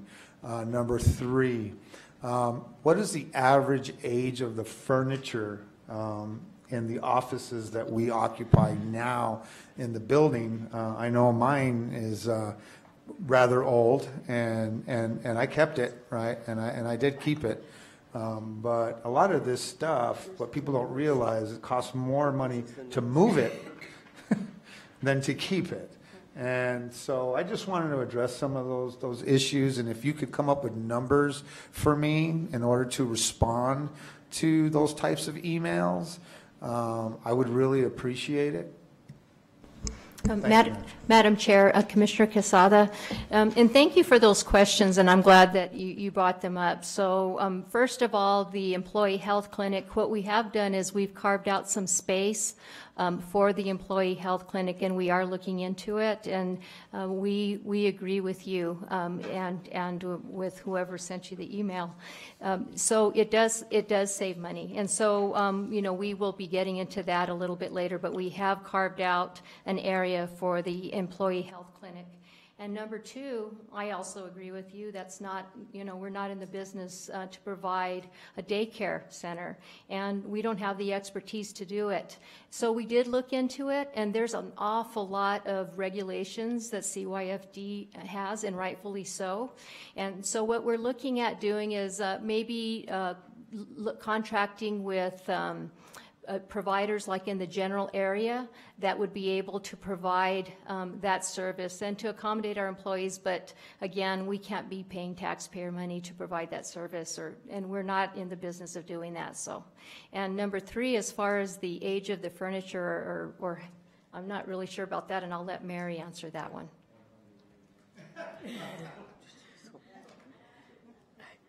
I wish that fixed assets were here to answer that question. There were really, I think, three issues with the furniture. One is that we do have a lot of older furniture that is not in good condition. Two is, well, four actually, I take it back. Two is that when you move furniture, especially a lot of the kind of particle board type furniture that we do get, it's got a nice veneer, but it's not particularly maybe well put together. It doesn't travel well, and it doesn't usually go back together the way that it was originally. Three is that the cost of moving the furniture was going to be substantial.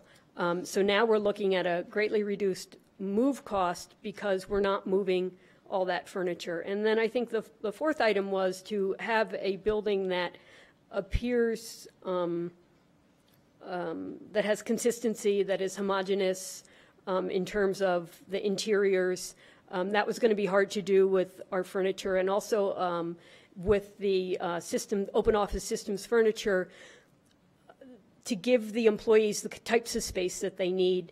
A large desk that maybe has been around for 15 or 20 years isn't going to leave them room for a file cabinet versus, you know, a desk that has the file cabinet that sits under it and those sorts of things. So a lot of it really had to do with maximizing the efficiency of the space, and a lot of the furniture that we have just can't do that for us. But I will ask our fixed assets staff if they have an estimate on the age, and we can probably go back and look at some of our previous furniture purchases to see what's been done in the last decade or so. Commissioner Talbert. Thank you, Madam Chair. Thank you, Commissioner Quesada. I think we all got those same set of emails from some concerned citizen, which is always great to see. But I think one of the other things that I always recognize is our insurance plan with Presbyterian offers all of our employees the ability to get a free gym membership at most of the major wellness centers around town. Some they don't support, like the one that I go to, because it's ridiculously expensive, but for Defined and for sports and wellness and the Y and places like that, I think we provide that benefit through our insurances, which is wellness, which we recognize that as a self-insured entity, that if our employees are well, then they'll be more productive and they'll come to work. As far as the clinic goes, I'm sort of, you know, benign on that. I mean, I think if it's more to me of a convenience item for our employees more than anything. If that's available, they can walk downstairs. You also, though, get into, do you want employees being at work if they're sick anyway, right? Are they spreading things all around? So you can go either way on that. I know a lot of companies offer them, some don't. I'm sort of whatever you decide I would support and be good with that. And then the final thing is, when you get a new car, you're pretty excited, right? Technology changes, things change. It especially is cool if you've had a car for, I don't know, 25 years, and then you get a new car. It's like, wow, even just the front seat probably is better for your back than the front seat you had in the 25-year-old car. So I can only imagine the challenges our employees in the county face from the decades of furniture that has been repurposed, repassed around, and someone probably gets excited if they get a chair that's only a year old, and they're like, man, wow. So I am all for updating and getting with the times that is ergonomically supportive of our employees' well-being.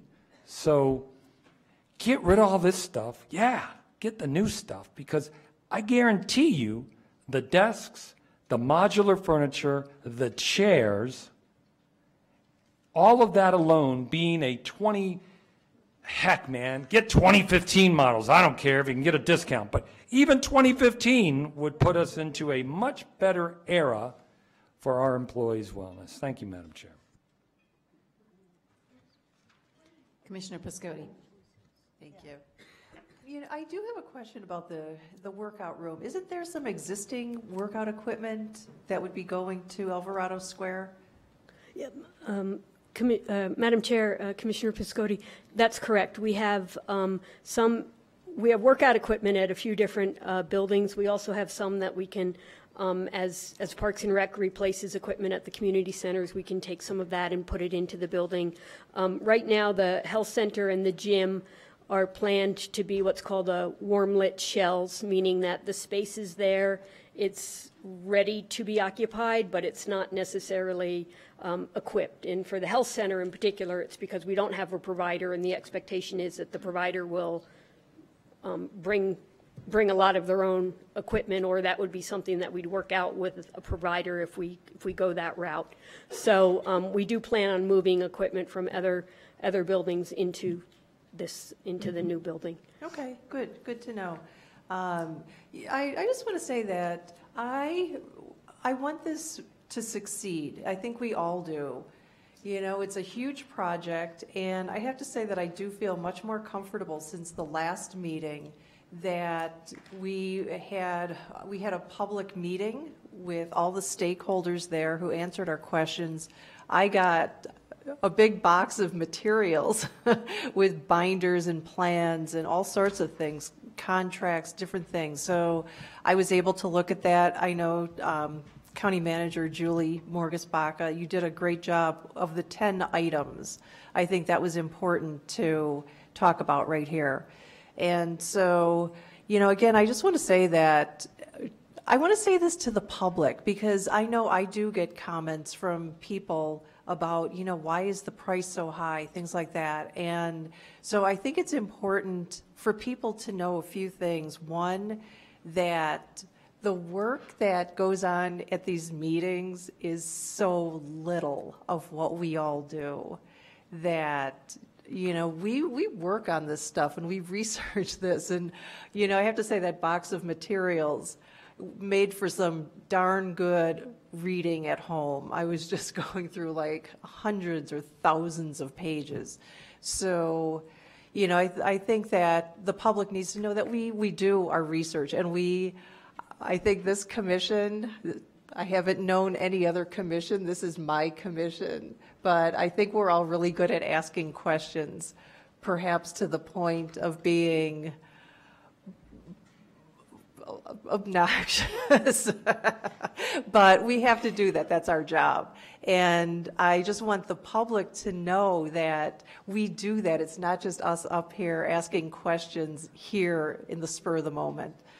And I think finally, I really hope that this transparency and communication, I know there's subcommittees. My own assistant, Joe Noriega, has already signed up for the interior design subcommittee. I would love to keep, you know, just kind of know what's going on in those subcommittees. And from what I understand, that is a part of this process, that we can all kind of jump into the loop where we want to find out information. And I hope that we will also continue to have public meetings and post developments on the website so that people can know what's going on, and so that we can all be a part of the process and feel like a part of the process, and so that we can all be proud and watch this succeed. Thank you. Commissioner O'Malley. Thank you, Madam Chair. I think as a result of you know, stepping back and I think we ended up, deferring this a couple of times, this gave us the opportunity to really look at what it is that we were approving, and that was going to be very, very important. And the last meeting we had, where we had the presentation, and again, I thought that was very well done, gave us the opportunity to talk about the project and meet the contract that was awarded at this point, proposed award, and gave us a chance to look at things again, which I think was very important.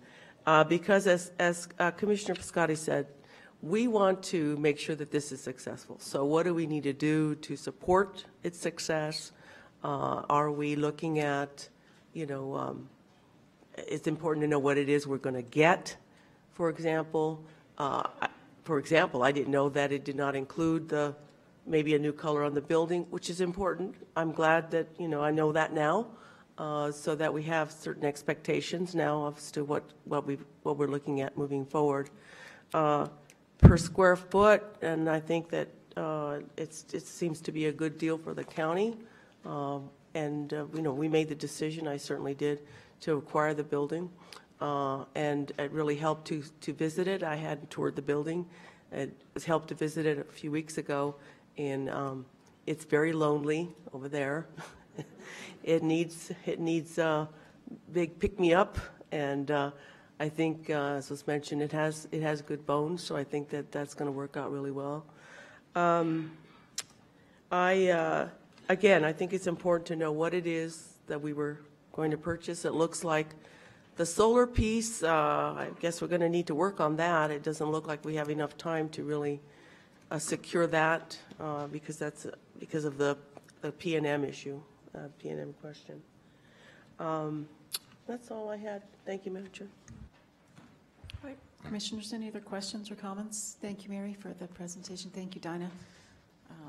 Thank you, Madam County Manager. Madam Chair, if I can, and if it's the will of the Commission, I'd like to invite Matt up here from HB Construction to say a few words to the Commission.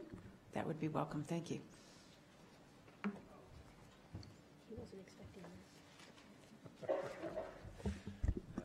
Madam Chair, Commissioners, good evening again. I wasn't expecting to say any words other than we do certainly appreciate your questions. I think they were all very valid questions over the last 6-7 weeks. So those on the other end of those emails asking those questions, I hope they do understand that you dug in deep. We appreciate those. I hope we gave you good feedback. As we went through what the schedule looks like moving forward, the only way that the design build process really truly works is outside of that vacuum. We need your input. We want your input. And that's what's going to truly make this beneficial, because we can act quickly on your input and those that you've tasked with those critical roles. So we look forward to that. Our first partnering session will hopefully come here soon, and we'll talk through what life looks like from that point moving forward before a shovel is in the ground. There's a ton of work that needs to occur before that first shovel hits the ground, but I can assure you we have put our time and effort into it, and we are ready to do so. So we look forward to the opportunity. Thank you.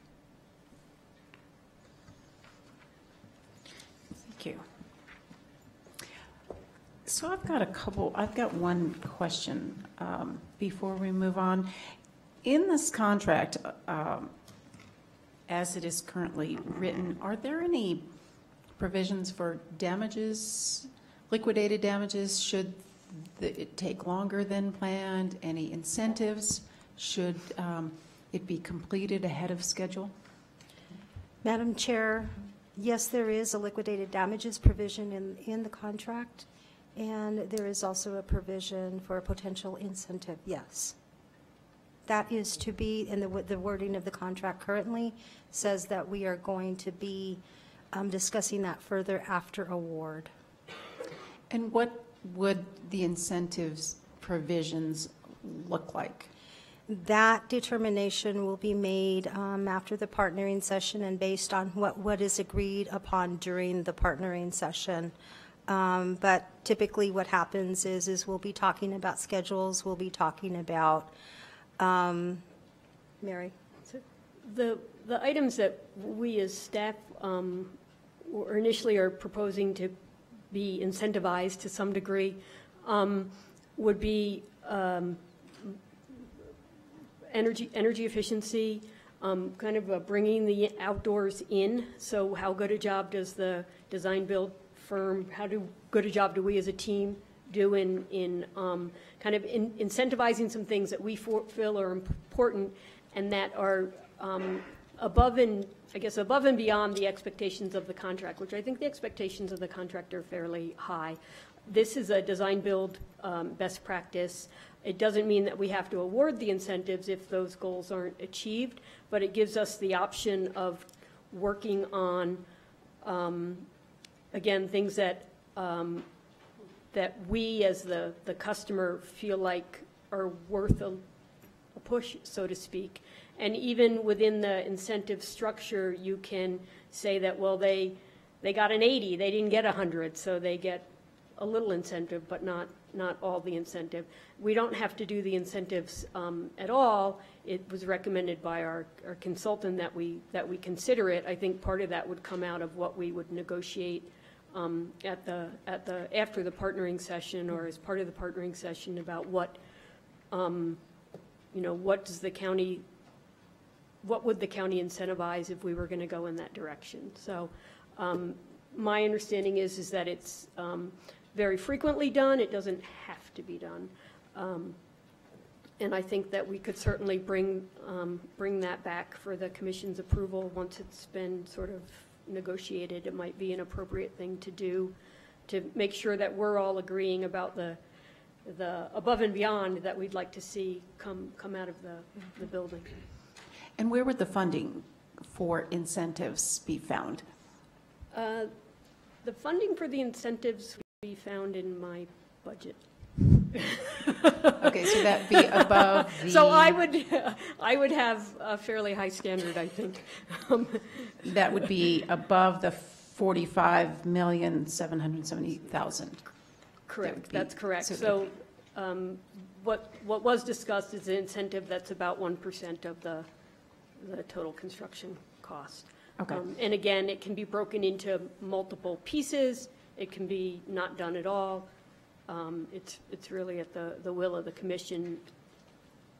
That would be great. I mean, just having seen the presentations, hearing from the two partners in the design build contract, we have very high expectations, very high product has been promised to us. So I think it would have to be really clear to this commission, having been promised a certain contract amount, we would have to be a part of that conversation if there were to be any additional compensation made to any of the parties. That is my only question.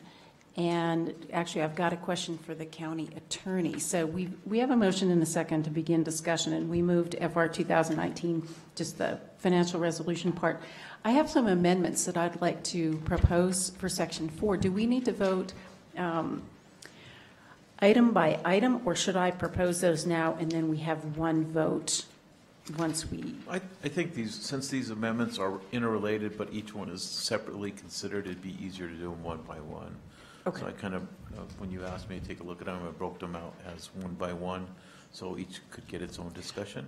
I'm just wondering if I should propose them now, and then we vote for A1, 2, 3, 4 as one item, or whether we should vote for 12A1, 12A2, 12A3, and then... That would be the will of the chair, whatever you think is best for the commission. Okay. And they all do kind of fit together, so maybe going over all of them, it helps understand how they fit, and then we can talk about individual items. Okay. So I'd like to, so it would be my preference that I move these amendments to 12A4, and that has nothing to do with amending the contract, but really amending what the county manager and staff authority is moving forward. And these, I want to thank Commissioner Piscotti for raising these issues and suggesting this. She gets a lot of credit for her willingness to really scrutinize every detail of this, and I think has made it clear to the rest of us that we really need to be engaged as this project moves forward. So my first amendment, and this would be an amendment to 12A4, which would be that this approval is contingent upon the following conditions. The first one, the Board of Commissioners is to approve the completion of the design development phase. And maybe, Mary, you can explain what actually, I will move that, and I need a second before we even move that. We have a second from Commissioner O'Malley. Could you just explain what the process is going to be as far as the design development? So upon approval of the contract, the design-build firm will start really getting into the nitty-gritty of the design a little bit deeper. And some of the things that you saw as suggestions, color palette, types of furniture, particular where everybody's going to go, who's going to be on what floor, what the customer service center on the first floor is going to look like. All those things are going to get basically fleshed out. And so at the end of the design development, what you would have is a much clearer idea of specifically what the building's going to look like, in large part on the interiors, as well as where people will be located. And so for the commission, it would give you a little bit more similar to a design bid build, where you'd say, okay, yeah, this is the design, and that approval would come from the commission to say, yeah, we're supportive of this.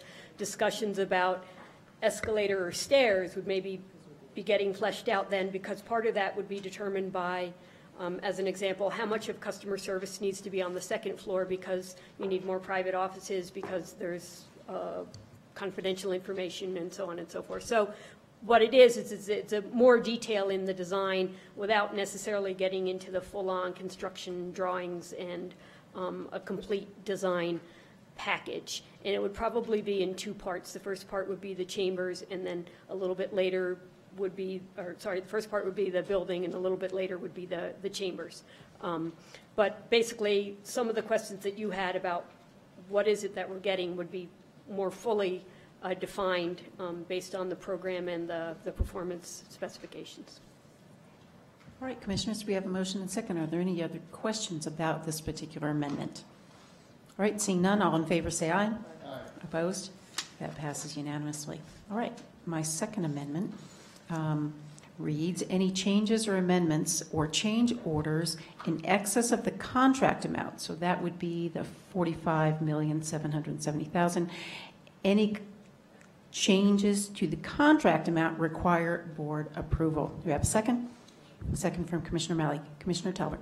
Thank you, Madam Chair. I can appreciate this one because it is a huge budget, but I think we should maybe look at timing and progress and range. As we've talked about this project, and it's going to be huge, we only meet every 2 weeks. And if in July we don't meet at all, and in December maybe once, and sometimes we cancel, and I'm afraid that if we don't give maybe a range, that we could slow down progress. And then that would indeed slow down the overall success of the project being done in the time frame that we want it done. So maybe we could give a little leeway there. I'm not saying millions of dollars, but maybe we say within, whatever range this commission would give. I'm just afraid that if we tighten it too much, that we're going to stop progress and we're going to slow down the project, and then we're not going to meet incentives, and we're not going to meet it. And again, not that the contractors need incentives. The incentive is get it done, get paid, move on. However, I don't want to hamstring them. Thank you, Madam Chair. Thank you, Commissioner. Any other questions or comments, Yeah, Commissioner? Madam Chair, and I agree. We know that through the design build process that they did their due diligence the best they could by going through the building and giving us an estimate of what was, what they think they can do, what the cost was going to be, and to get it done. But I think anybody who's even done a home project knows that once you start going in and start busting in walls and start really looking into things, you find things. You find things that, that either need to be replaced, that are outdated, or you got, and you're right. If we slow that down, then I think we hurt the process, and in turn, the price goes up when you start doing that too. So I worry about how exactly that's structured. So thank you, Madam Chair. Commissioner O'Malley. Thank you, Madam Chair. Let me just see if I understand this correctly. Because we decided to do design build, we're saying this is the product we want for this amount of money. The contractors agreed to do what we're asking. So the change orders come largely from us if we're going to add money. We're going to say this is what we need. Is that correct? That's correct, Madam Chair. Unless there were some condition that was so far in left field to have been completely, unimagined, and the contractor has had, I don't know, 20-something days, 60 people, whatever, in the building. So we're not anticipating a lot of changes to do with the status of the building. What we are anticipating is that the county may want things above and beyond what was originally kind of agreed to, and so those would be costs that the county is saying, yes, we are willing to pay more money for this. Minor things between and amongst the various components of the building, we should be able to adjust within the cost of the building. So Right, if something's a okay. little more expensive, we try to figure out how we can do something for a little bit less. My anticipation is that the big ones will be changes that the county wants, because we want Right. this and that. Right. So that's a little different from the typical, sometimes the typical sort of situation, maybe. But my understanding too is I'm sure the contractor has built in a big, a certain amount of contingency, because they don't know what they're going to encounter, as you said. So they've got something built in, I'm assuming, in case they do encounter something like that. So really we are talking about change orders that would be coming from us, which would say we want more things or whatever, which I do believe needs to come before the commission. So that's, I think we need to have things come before the commission when we're looking at change orders, because they're basically saying that this is something we desire. So that's my position on it. Commissioner Piscotti. Thanks. I'm just looking at the wording of this, and yeah, it seems to be any changes or amendments or change orders in excess of the contract amount require the board's approval. So yeah, it seems to be that if it would be above and beyond that 45.7 million. So it seems like the wording here is pretty flexible. I think it should stand. Thank you. So I just want to clarify, you will see down below, there's another amendment that refers to any changes within the existing contract. But I just want to make it really clear that this requires commission approval for any money expended on this project that's above the $45.7 million. And the reason I think this is important is we have been promised a product for a certain amount of money. One of the benefits of a design-build contract is supposedly that that our partners take the risk. The county has scoped out exactly what we want. The contractors have given us a price. And I am sensitive to what Commissioner Talbert says, but again, that might be more understandable on the standard process where RFP and we take a bidder. Again, at least as it's been explained to me, and please correct me if I'm wrong, we are getting the product that was scoped out for $45.7 million, right? Correct. I understand if we make a change, staff comes to us and says there's something significant that we didn't think of in the scope of work, then we as a board can approve that. Incentives, for example, if that's going to be coming out of county general fund, it seems to me that this commission, again, we were promised a product for a certain amount of money. And I do think it's entirely appropriate that anything above that $45.77 million should come to us. So again, this is not going to require, this particular amendment just requires any additional county taxpayer dollars would have to come to us. Commissioner Talbert. Thank you, Madam Chair. The last thing I'll say, and obviously we'll take a vote on this, is if you build a house and you build your own house, that's a design build. You're building your own house. If you buy an existing house, you're buying a house that's already built. You move, you go in and you say, I'll take these things, or I'll go in and rehab, refurbish, do things like that. My only concern is that the fact is, yes, they've gone in, and I'm fine with not going above 45.7. That's a lot of money. And I think the contract will be fine too. I'm just saying you won't know until you get in there.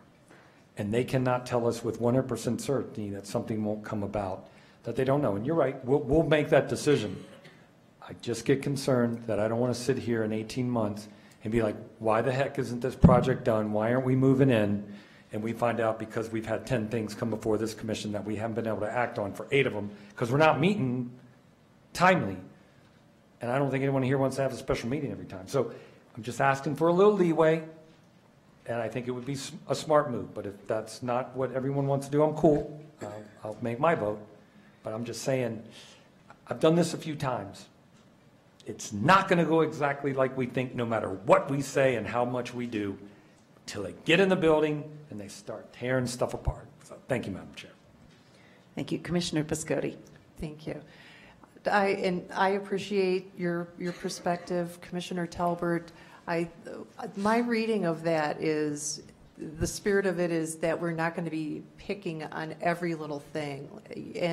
And you're right, you know, there's going to be times when we go in there and we're going to be like, well, I thought we were getting the powder blue and this looks more like a sky blue. So yeah, I think that, you know, we get that there's going to be things that not everybody's going to love or everybody's going to agree with. So I think that we're not really looking at micromanaging all those steps. If something changes, you know, that's fine. But I think the spirit of that is to be good stewards of our budget.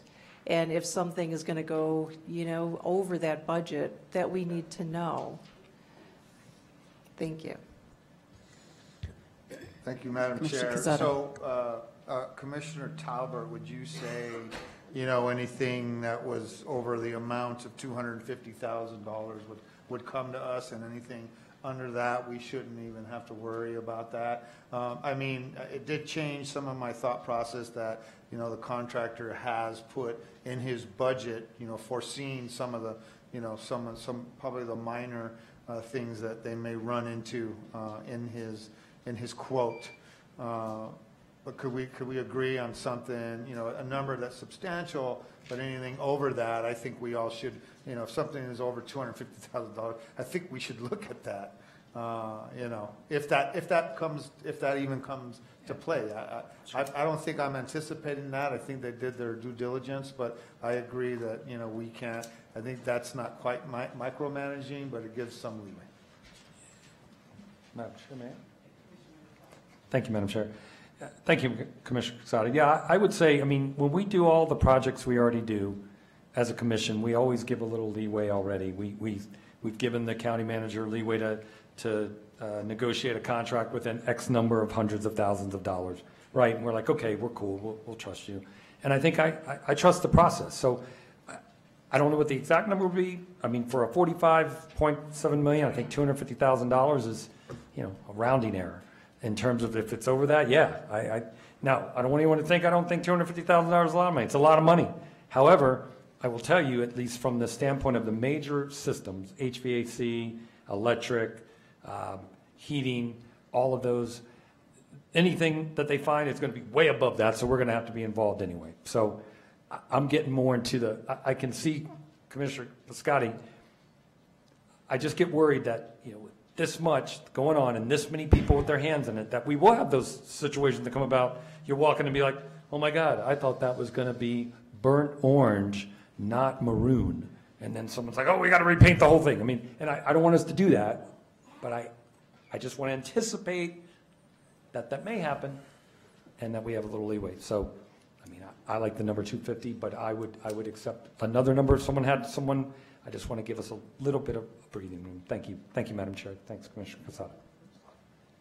So is there a proposed amendment? Well, I would just like, again, I would like to go back to that. I would not support an amendment like that. You know, we had some really great presentations from our prospective partners on this, and about being great partners, about being really responsive. We heard about the fact that they've had 60 people in and out of that building, that they've had time to investigate all of this. We're not talking here about changing the colors. And if changing the colors necessitated additional money because somebody at the county was asking for that, I think that we on the commission ought to know that and have the opportunity to say yes or no. Again, the presentations we've heard give me great confidence in our contractors. I think HB and Decker Parrott Sabatini, they've promised us this product for this price. Again, correct me if I'm wrong, but part of the idea of design build is the contractor takes on that risk.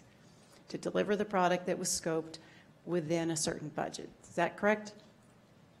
Madam Chair, Commissioners, yes, that's correct. So there could be, I can't imagine what unexpected flaw in the building might be revealed during this that would not be anticipated. But again, when we have been given a promise that for $45.7 million, which is a lot of money, I think the biggest appropriation I have ever been part of in my time on the commission, that we ought to hold our contractors to that. And if there's anything above and beyond that, it ought to come to us. We're the ones that ask taxpayers for these dollars. Anyway, so I would not support that amendment, but certainly anybody on this board is welcome to propose an amendment. Right, so we've got a motion and a second on the amendment. Does anybody want to propose an amendment to the amendment? All right, seeing none, any other questions or comments? All right, all in favor say aye. Aye. Opposed? All right, so that passes on a 3-2 motion. All right, my third proposed amendment reads, if the Board of Commissioners chooses, it may approve 2 members of the board, that is the Board of County Commissioners, to be part of the design build team by majority vote of the board in an open meeting. And what this means is, so second from Commissioner O'Malley, I move approval. That means that per our ethics ordinance, we can choose to appoint in an open meeting commissioners to be part of what are essentially staff functions. So that this would allow that. We would at a future meeting take this up and decide which among us is interested and put those 2 people on the board. Any questions? Commissioner Piscotti. Yeah, I have a question. Is that already allowed for in this process? Because commissioners are allowed at the partnership session. And so how do you see this, or, commissioner involvement in the design build process as we go on? So in the partnering session, unless we want to make it an open meetings, up to 2 commissioners could participate in, and under this process, the same would be true. You wouldn't want to have a quorum at these meetings. I think for the staff involved, it might be nice for the commission to appoint those members, because if the members are rotating, we'll be getting different feedback, and that goes back into the problem of how do we keep on schedule, because if we're making decisions and then those decisions are going to be revisited, that creates, a problem for moving the project forward. To the extent that I think commissioners could come to anything that they wanted to come to, I think that would be accurate. I guess it would be a question of whether those 2 commissioners are going to necessarily speak for the rest of the commission in the process. So I think that might be the difference between coming to the meetings versus being appointed or asked to come to the meetings. That might be a good question for the county attorney. Thank you. And we thought a little bit about that, and I did have a chance to talk offline with part of the team. And there was one very specific process that goes on in these contracts, which are the change orders. And that's kind of where the rubber meets the road on a kind of a fairly frequent basis. So there's a change order committee that is currently comprised. It's really brilliant, quite frankly, that they do that here at Bernalillo County, and that it's comprised of folks that should take a hard look at it. And it's a really good team, including a lawyer, administrator, someone from public works, somebody from finance, and someone from planning. And they sit there and look at these proposed change orders, and they look at them from their own areas of expertise. So one possibility would be to approve one of the board members to be part of the change order committee process. Change order committees usually meet on the Tuesdays, the day of the agenda review, I think. So that's one thing that someone had suggested, is there's a change order committee process where the requests for change orders are reviewed. Change orders are also defined and listed in the contract itself. That's one process. The other process that the chair has talked about is that it's true that our ethics code has a provision for the board to meet as a whole and to choose members to be part of kind of day-to-day process things representing the board in an open meeting as part of the board. I do understand, though, that it's probably important to have kind of one person following, you know, maybe a certain direction each way, maybe one person on a change order, another on another development part of the team. There's several different teams meeting. Correct. Yeah. How many? Oh, well, those are all the subcommittees, which are predominantly county staff. The main meeting that we'll have will be I'm assuming they'll be weekly or bi-weekly. Early on, I'm guessing they'll be, well, through the whole process, they'll probably be weekly, but weekly design team meetings. And that would be an opportune place for participation. I guess I would say that we would need to schedule those meetings and keep the schedule. And so if a commissioner couldn't make it, not reschedule it, because then those are the sorts of things that start to impede the schedule, is trying to find a new time when everybody could meet. So that would be a component. We could certainly coordinate when that meeting would be initially with whomever is going to participate, but then we would need to stay on that schedule and have an understanding that if decisions to move forward on certain things are made at that meeting, that we don't go back. I mean, and obviously if it's something fundamental, then we'd want to have a conversation back with the board about that. Great. Commissioners, any other questions or comments?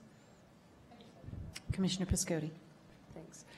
You mentioned the several subcommittees, and I saw that list.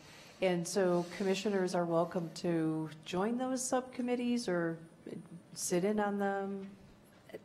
Whatever you would like. If you wanted to participate, that would be fabulous. If you would prefer to have briefings, we do when we prepare a summary of the status of all the subcommittees, probably once a month, so we could certainly email that to you directly. And if there was a particular subcommittee that was of interest and you wanted yourselves or anyone from your staff to come, or you wanted a briefing, we'd certainly be available for any of that. All right, we have a motion and a second on that amendment, which would be to allow the county commission to approve 2 members to be part of the design build team. All in favor, say aye. Aye. Opposed? That passes unanimously. My third proposed amendment, we've already kind of discussed this, but would be, okay, all right. And then this is a question for the county manager. Do we need to specify tonight through amendment that this section is subject to further amendment by the board? Do we need to make any amendments tonight, or could we come back at a future meeting and propose further amendments to not the contract or the FR, but the role of the county commission in this process? I think that it's always up to the county commission to make these decisions. However, these current amendments were part of the process for empowering the county manager to move forward on this. You're giving her signature authority. So if you look at these are amendments to item 12A4.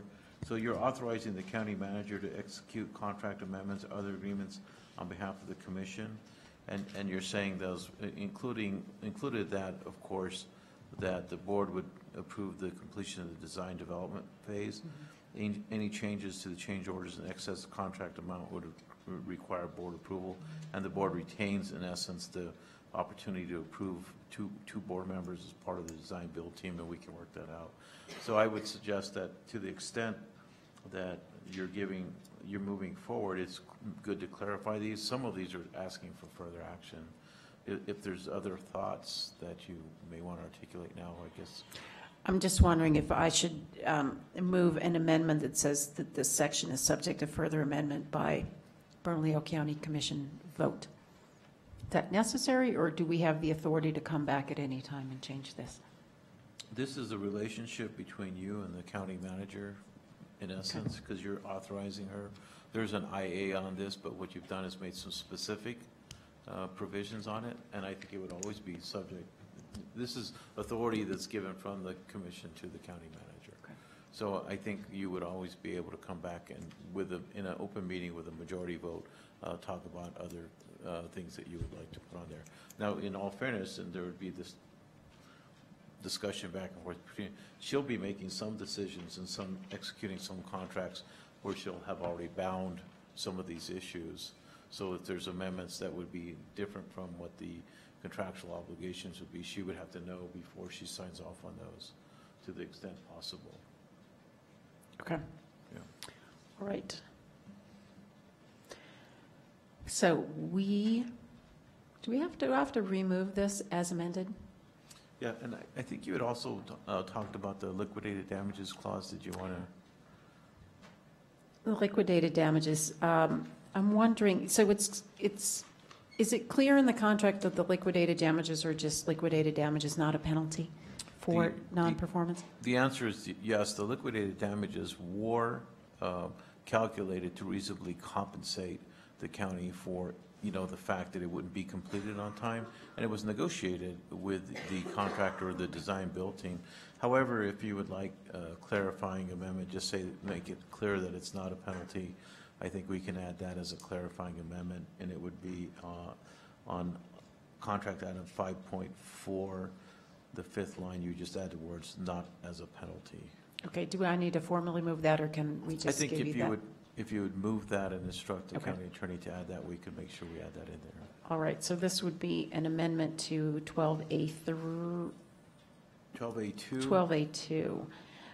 That would just to add language that clarifies that the liquidated damages are not a penalty. That's correct. I think Okay, that's I would move that amendment. A second from Commissioner Malley. Any questions? Seeing none, all in favor say aye. Aye. Opposed? That passes unanimously. All right, now we are on, do I need to remove 12A as amended? That's correct. All right, I move we approve 12A, 1, 2, 3, and 4 as amended. Do we have a second? Second from Commissioner O'Malley. All in favor say aye. Opposed? That passes unanimously. All right, looking forward to working with our partners. Thank you.